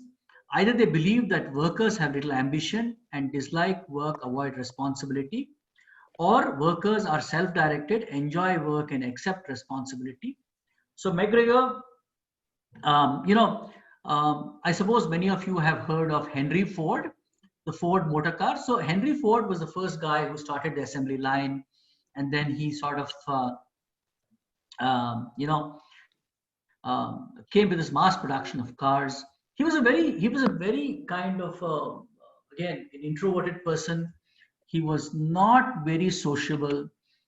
He was a great thinker. So there is one very funny story about Henry Ford. So Henry Ford, would walk around his manufacturing plant, and if he found somebody not working, he would just kick them out. So one day, Henry Ford was walking around his plant at Dearborn, Michigan, and he sort of saw a guy standing by the lamppost and smoking a cigarette. So he called his supervisor and said, "That guy standing there, throw him out. Just pay him whatever is to be paid and throw him out from the plant." So the supervisor was trying to tell Henry Ford something, and Henry Ford said, if you value your job, you just pay him and throw him out, otherwise you are going to get kicked out. So the guy just paid him the money and sent him. And later on, when Ford cooled down, he asked him, who was that man? So the supervisor said he was the pizza delivery guy, and he had come here to deliver a pizza, and he was not working here. So the story is, that shows what Henry Ford thought about people. So Henry Ford was a typical theory X kind of a character. He thought workers have little ambition, dislike work, and avoid responsibility, as against the later day managers who think workers are self-directed, they enjoy work, and they accept responsibility. So it's different. How do you look at your workers? Are you a theory X manager? So we are trying to define a manager. Are you a theory X manager, or are you a theory Y manager? So what do you guys think? Are you theory X or theory Y? Why? So invariably everybody is Y, yeah? Why? Theory Y. Because it sounds nice. Yeah, consciously we may say why, sir, but many of us, will be naturally going into the X category. Yeah, correct. So the work which is given in the company, what we have to do for money, that goes to the category of X. What we want to do personally, that goes into Y. Okay, fine. But this is about talking about the characteristics of a manager and how the manager feels. And then let's go to Herzberg's two-factor theory. So Herzberg's two-factor theory is an interesting theory. Talks about, so when you go to an office, suppose you go to an office and you have a great office. You have a wonderful view. It is air conditioned. It's a corner office. You have a very nice secretary, either male or female, and everything is fine, but your job is very boring. Alternatively, you have a great job, but you have a lousy physical office. So Herzberg looked at this, and Herzberg said that, look, there are certain things called as motivators, and there are certain things called as, hygiene factors. And he said that in an organization, the size of your office, the quality of your office, the air conditioning are all called hygiene factors. If they are not there, they dissatisfy you. But if they are there, it not necessarily means it's going to motivate you. So then he said, what are the motivators that we have? What are things that motivate us to do better? And Herzberg said that some of the motivators are growth, responsibility, achievement. So these are intrinsic and related to satisfaction, growth, responsibility, and achievement. What are the hygiene factors? The company policies, salary, and work conditions. They are not sort of, they're not going to motivate you, even if you have good company policies. Look at the yellow part, the salary. So Herzberg said that even if you get a great salary, it might satisfy you, but it may not motivate you. What really motivates people is growth, responsibility, and achievement. What do you guys think of this theory? Actually a wonderful theory. Agree with it, sir. Agree with it. Very relevant. Agree with it. So many people think that salary is a great motivator. Research has shown that beyond a certain point, salary stops mattering.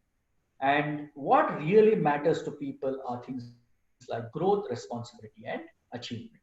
Yeah. So it's a very interesting theory. Herzberg's two-factor theory it is called, because there are two factors here. One is called the hygiene factor and the other one is called the motivator.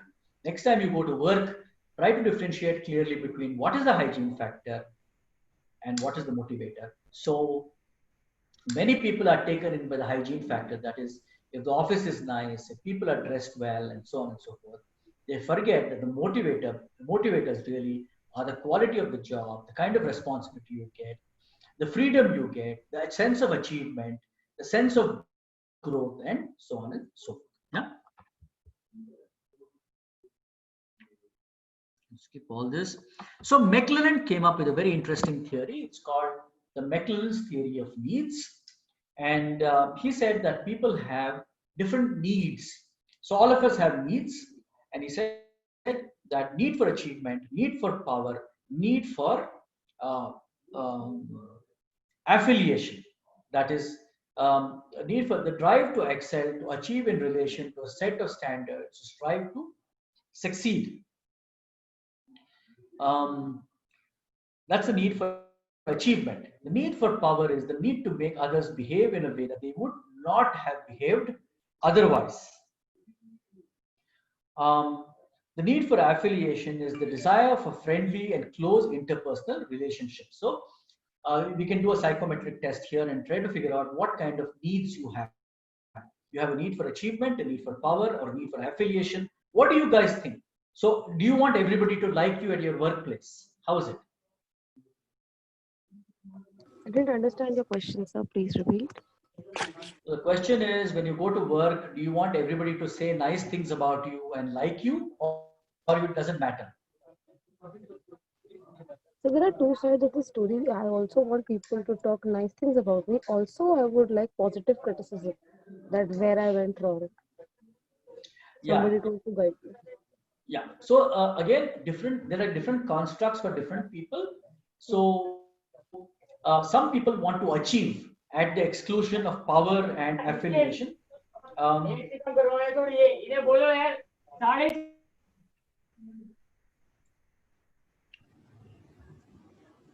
So for example, I have a very high need for achievement. I want to achieve. I don't care so much about power. I've seen enough of power and what it does. I'm not very concerned about power. I'm also not concerned about what people think about me too much. So my need for affiliation is low. If people are sort of friendly towards me, it's fine. If they're not friendly towards me, also it's fine. But for me, what drives me is the need for achievement. I have to keep achieving something all the time. So McClellan said, let's try to figure out what motivates a person. Is it the need for achievement? Is the need for power? And the need for affiliation? Again, there are tests here. You can figure out what kind of need you have. Yeah.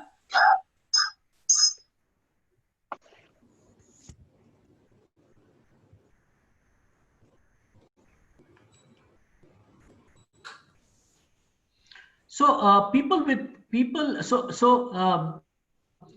a high need of achievement, it is assumed that they take a lot of risks. That is not necessarily true. People who need to achieve or who are high achievers actually don't take too much of risk. They try to weigh the risk and take appropriate measures to mitigate the risk.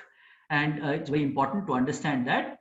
So high achievers are not necessarily high risk takers. They are people who understand the risk and try to mitigate the risk. Yeah.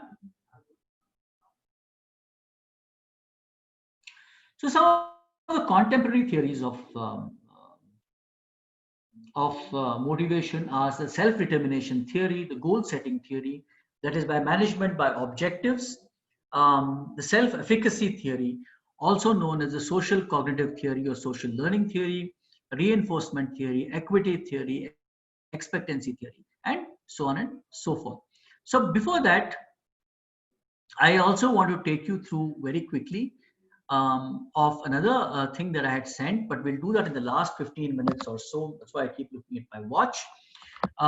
Let's look at some of these, the self-determination theory. So Self-determination theory talks about intrinsic and extrinsic rewards. So what drives you? Extrinsic rewards are things like, giving you more money, giving you a better office, giving you a car, and so on and so forth. Intrinsic rewards are trying to make the job more sort of exciting for you, giving you more freedom, giving you a sense of achievement, giving you a sense of recognition, and things like that.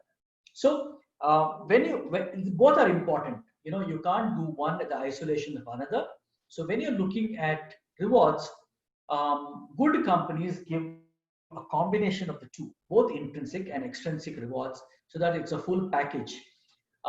Those companies that look at only extrinsic rewards are really not doing a good job.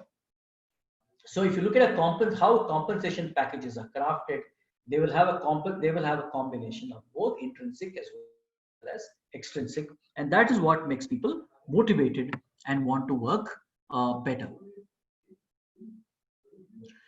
So Locke's goal setting theory. Locke said that there is something called as a goal setting theory, and he said that if proper goals are set, people work better. So the basic premise is that specific and difficult goals with self-generated feedback lead to higher performance, and difficult goals, so focus and direct attention, energize the person to work harder. Difficulty increases persistence. So this is what Locke said, that if you set clear goals and make them reasonably difficult, people are energized to work much harder and better. What is the problem with Locke's goal setting theory? Anybody? You got a point of view? Locke's goal setting theory?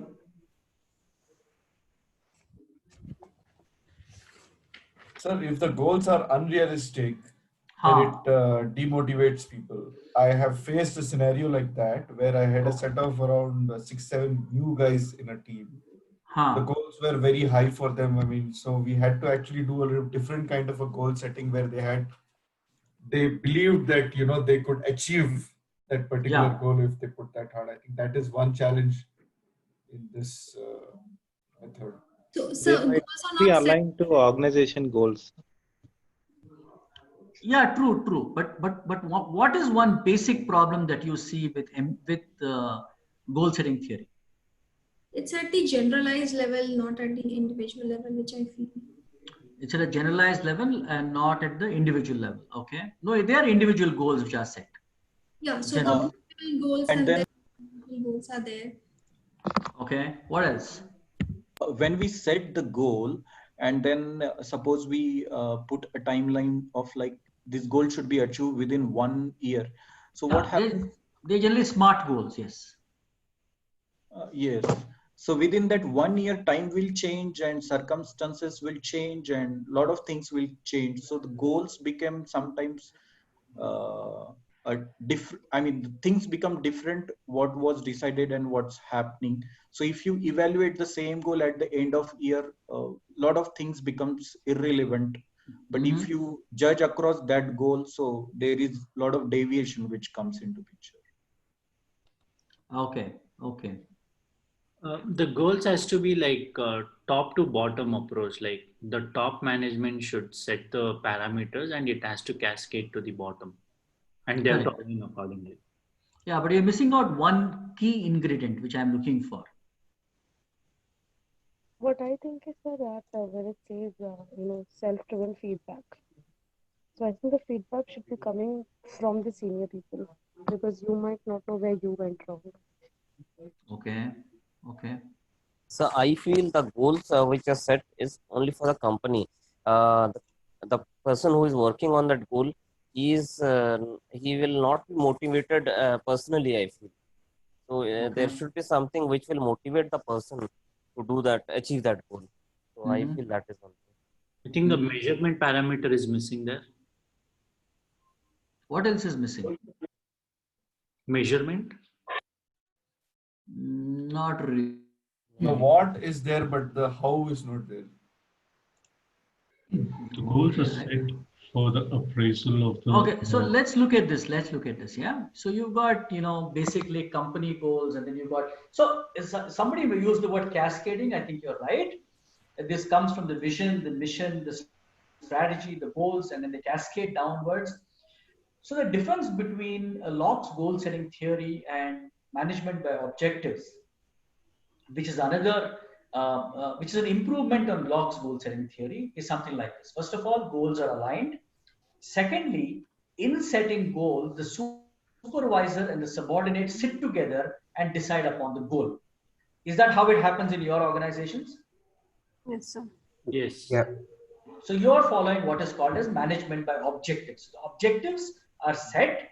The objectives are in alignment to the vision, mission, strategy of the organization. So you have company goals, you have departmental goals, and you have individual goals if you cascade down further. And these are sat and discussed by the management, by the supervisor and the subordinate, so that everybody is clear about what is to be achieved. And so this is another very powerful motivation tool because it gives a buy-in to the person concerned. Yeah.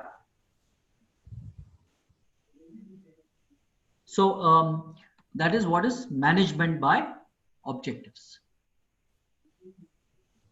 which is, like I said, is an improvement upon Locke's goal setting theory.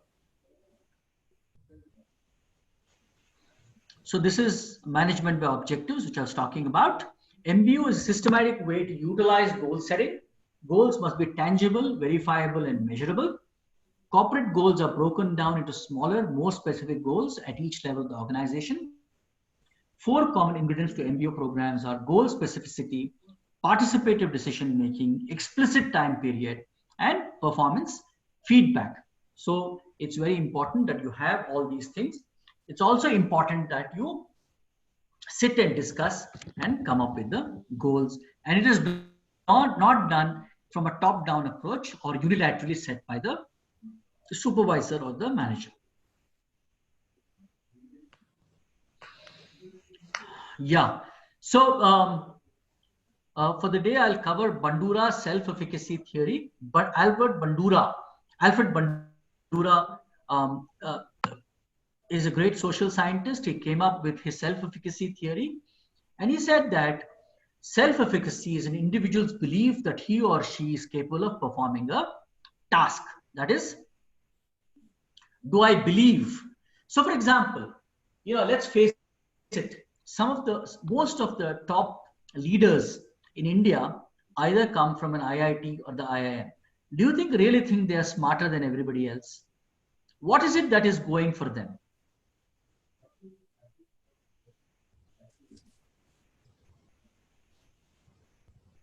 One, I feel the confidence, Professor. Absolutely. They have great confidence in their own abilities. Yeah. So that was what Bandura was talking about. He said that, when people have confidence in their own abilities, they do better. And greater confidence, greater persistence in the face of difficulties. I'm going to hang in there. I'm going to persist. You can't shake me. Better response to negative feedback. That is, they work harder. They don't run away. You criticize them, they come back with an improved performance. So self-efficacy complements goal-setting theory and says that there is increased confidence. You give them harder goal, then they work harder. They set higher levels for themselves, and it leads to higher performance. So Bandura said that, if you get the right kind of people and give them tough tasks, then they raise the bar and they work much harder, provided you believe that they have the confidence in getting a job done. So that was Bandura's self-efficacy theory. But the point is, how do you increase self-efficacy? How do you increase self-efficacy? And Bandura said that you increase self-efficacy by what is called as inactive mastery. That is, you sort of practice makes perfect. You work very hard at something and then you sort of improve upon it over and over again. You keep doing it over and over again and you sort of become perfect. So while people like Sachin Tendulkar and Virat Kohli were extremely talented, they also work extremely hard and they practice extremely hard. For example, Kohli works very hard on his fitness levels. So an active mastery comes from making yourself perfect by practice. While vicarious modeling is increasing confidence by watching others perform the task. So increasing confidence by watching others perform the task, and then you get a role model.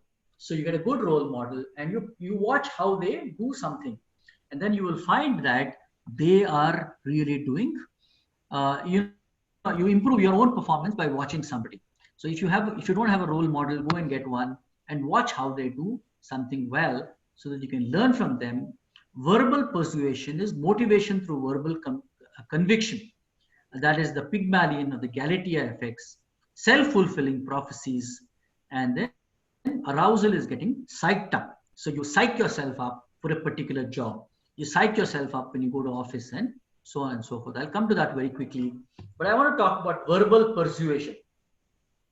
So what is verbal persuasion?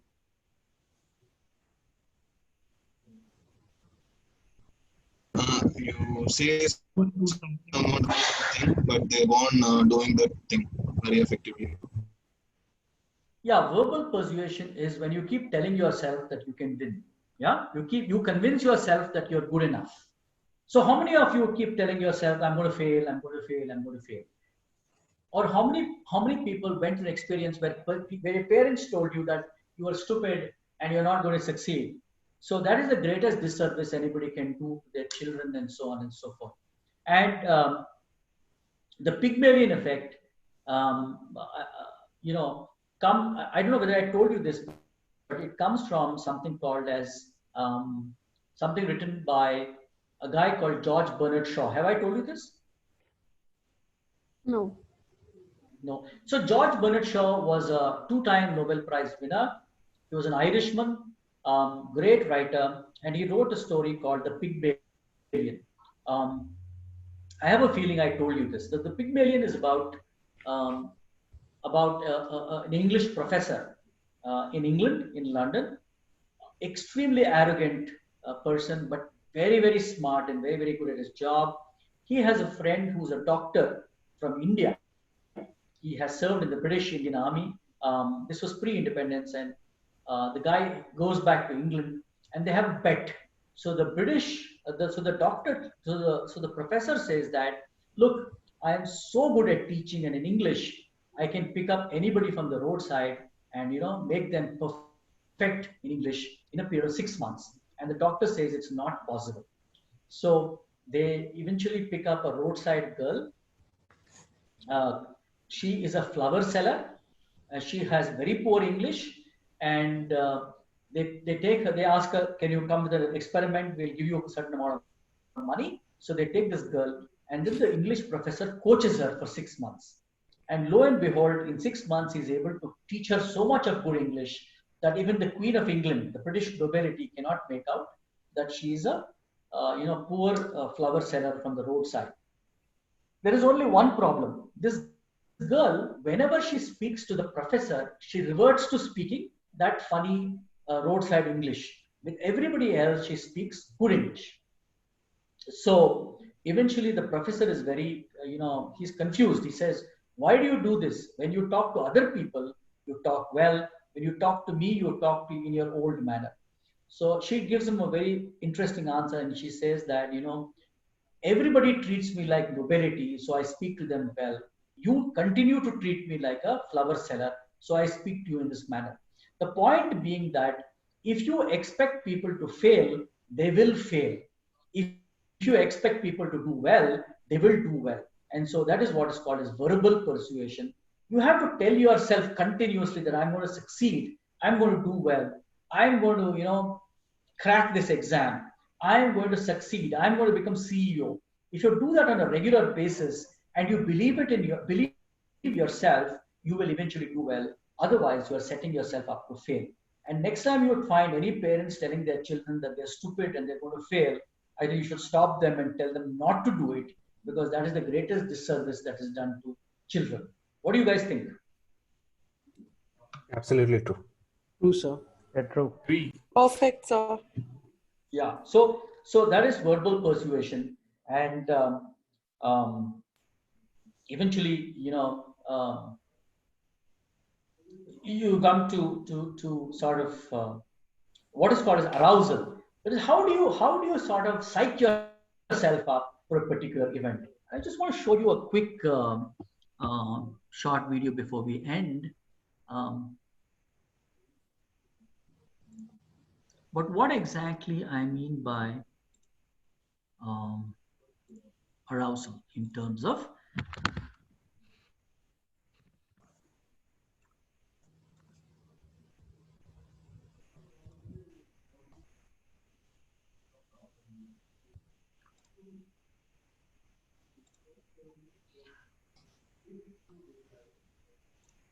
so mostly you'll find it in this is a very interesting video and I like to share it. So you watch it. This is the famous All Blacks, the New Zealand rugby team, and they have this famous way of going into a game. So you can see my screen, I suppose. Yeah. Yeah. Yes, sir. Yes. Yeah.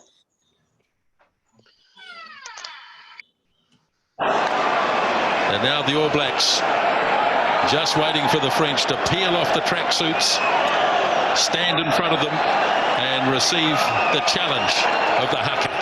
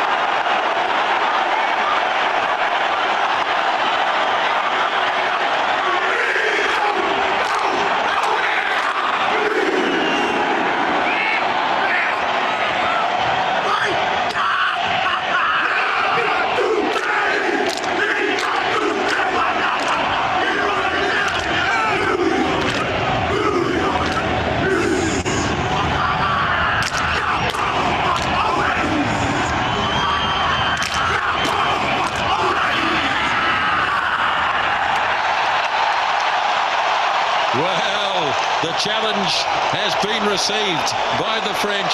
Stand by.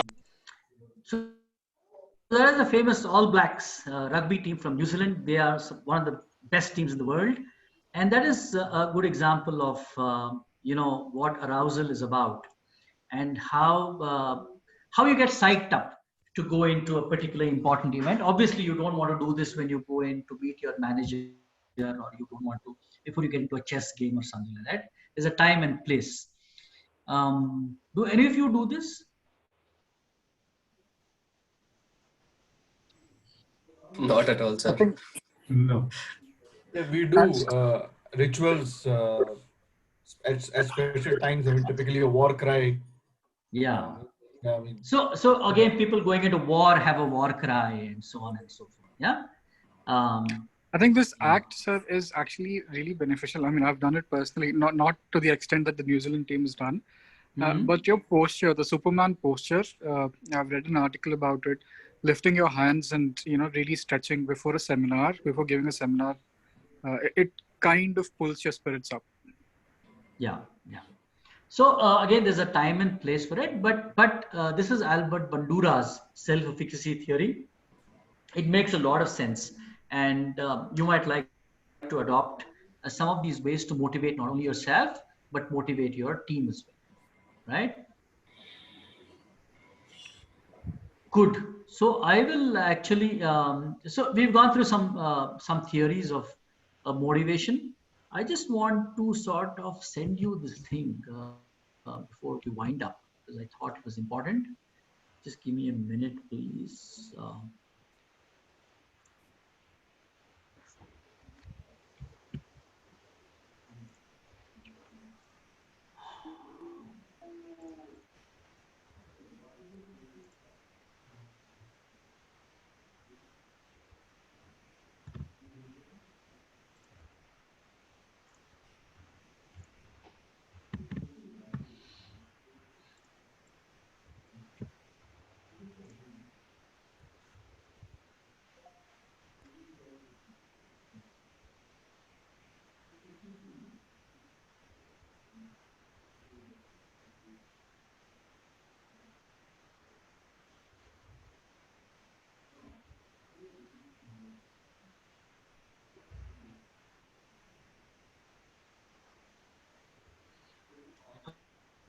Okay, so just look at your WhatsApp, please. I've sent you something.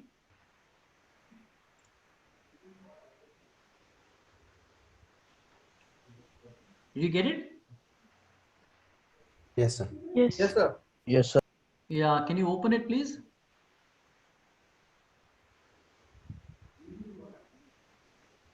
Yes, sir. Yeah, you can take this, please circle the number that you feel most closely represents your own behavior, that is never late and casual about appointments. So if you are casual about appointments, very casual, mark a 5. If you're never late on this side, mark a 5. 5, 4, 3, 2, 1. It's a classical Likert scale. Can we do this?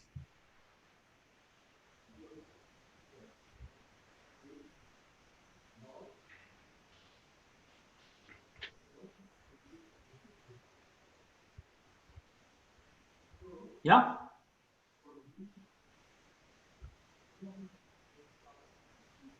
Yes, sir. We're doing it.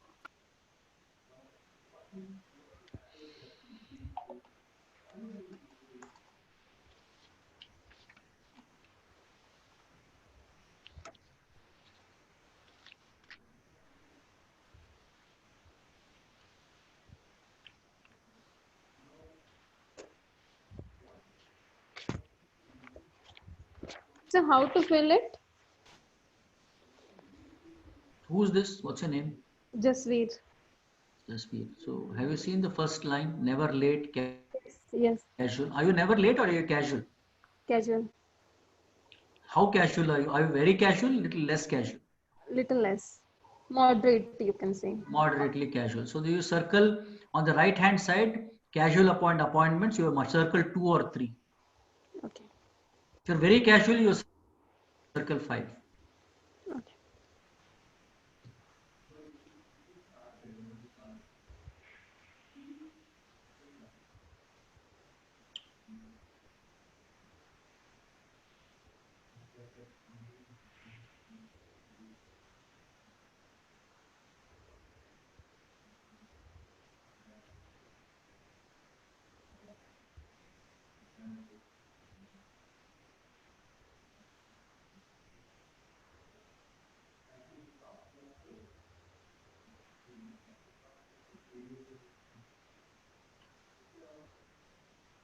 Actually, this works better with a printout.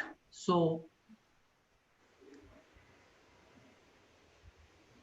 sir, can you share me that on my mail ID? I didn't receive it on WhatsApp. Some problem with my phone, I guess. Yeah. No, same here, sir. Even I didn't receive it in the WhatsApp. I was actually checking, rebooting my phone. Okay, what's your mail ID?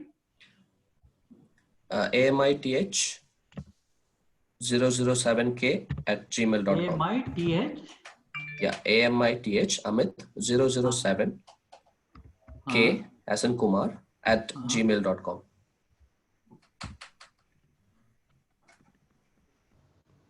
Okay, then. Can you drop it in the chat box as well, if you don't mind?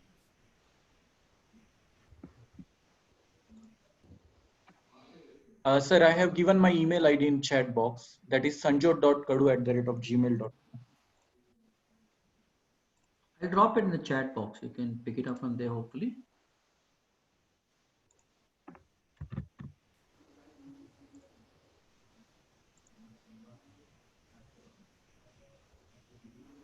Can you take it out the chat box? It's there now? Yeah, it's done already, sir.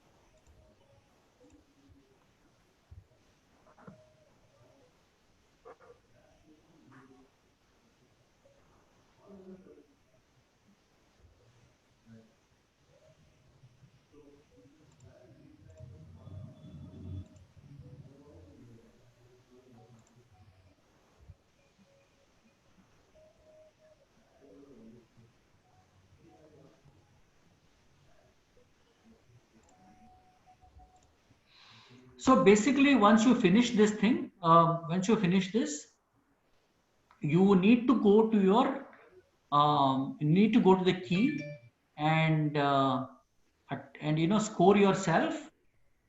So it starts like this. So be a little careful while scoring.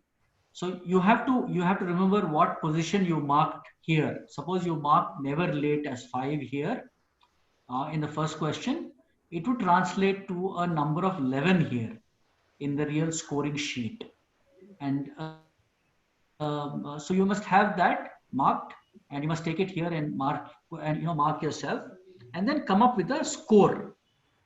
So if you're extreme type A, that is, you have a very high score between 108 to 154 by some chance, that means you are a very kind of hard driving person, very excitable. You eat quickly, you do everything very quickly. The downside is that you look very impressive, you look very energetic. The downside is that you are prone to heart attacks and so on and so forth. Yeah. So, yeah.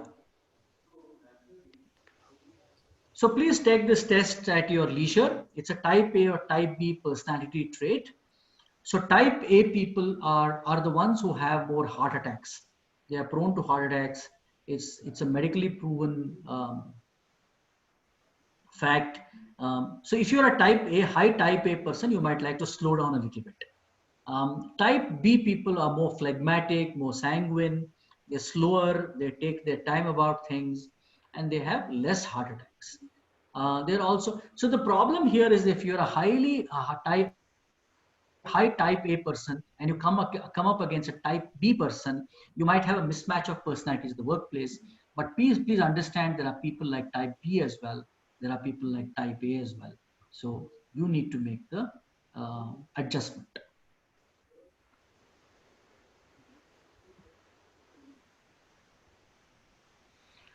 So do this test at your leisure, no great hurry. You find out whether you're type A or type B. If you're type A, be alert to the fact that most heart attacks occur with type A people. Any questions before we end? No, sir.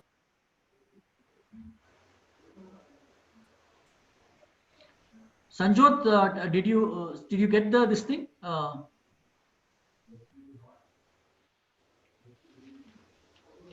Yes, I received it from chat box. Okay, fine. No questions? Hello, Captain. I have one question. Yeah. Regarding the OT assignment, we have to send the video, right? Through mail, it is not possible to send full video. Why? Like, there is like more MB in that? You talk to Professor Rajan and Gmail will not support beyond 20 MB, sir. Okay. Talk to Professor Rajan and figure out a way, please. Sir, Prasanna here. I spoke with Ma'am Malati, and I had the same problem last week when I was submitting this. So she asked me to copy the link of Google Drive in the notepad and create one folder so that professor can open it and go through your video. instead Okay, of fair enough. uploading it. Fair enough. So I was able to do that. Great, great, great. Yeah, Prasanna. I know you sent it to me, yes.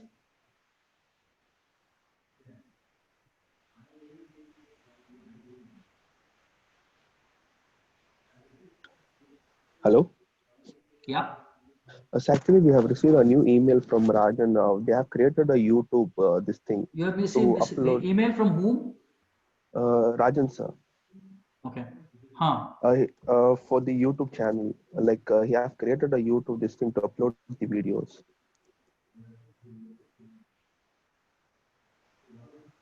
It is not to upload the videos, it is to view the videos of classes. The video classes of the videos. Yeah. So all these recordings go on to the YouTube and you can watch it from there.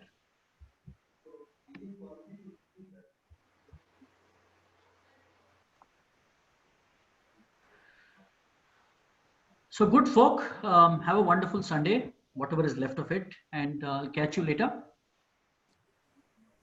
Thank you, Thank you, sir. Thank you, sir. Thank you, sir. I think your Sunday. assignment number 1 is very Thank you, close sir. to due date. So Yeah, please next get week. it done.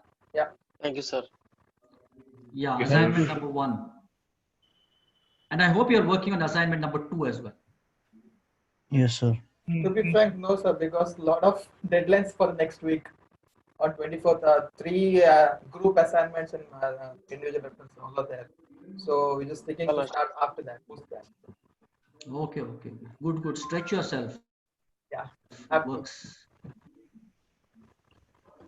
Okay, see you then. Thank you. Thank you, Bye. sir. Thank you, sir. Thank you. Thank you, sir. Thank you, sir. Thank you, Thank you very sir. much. Thank you. Bye, sir.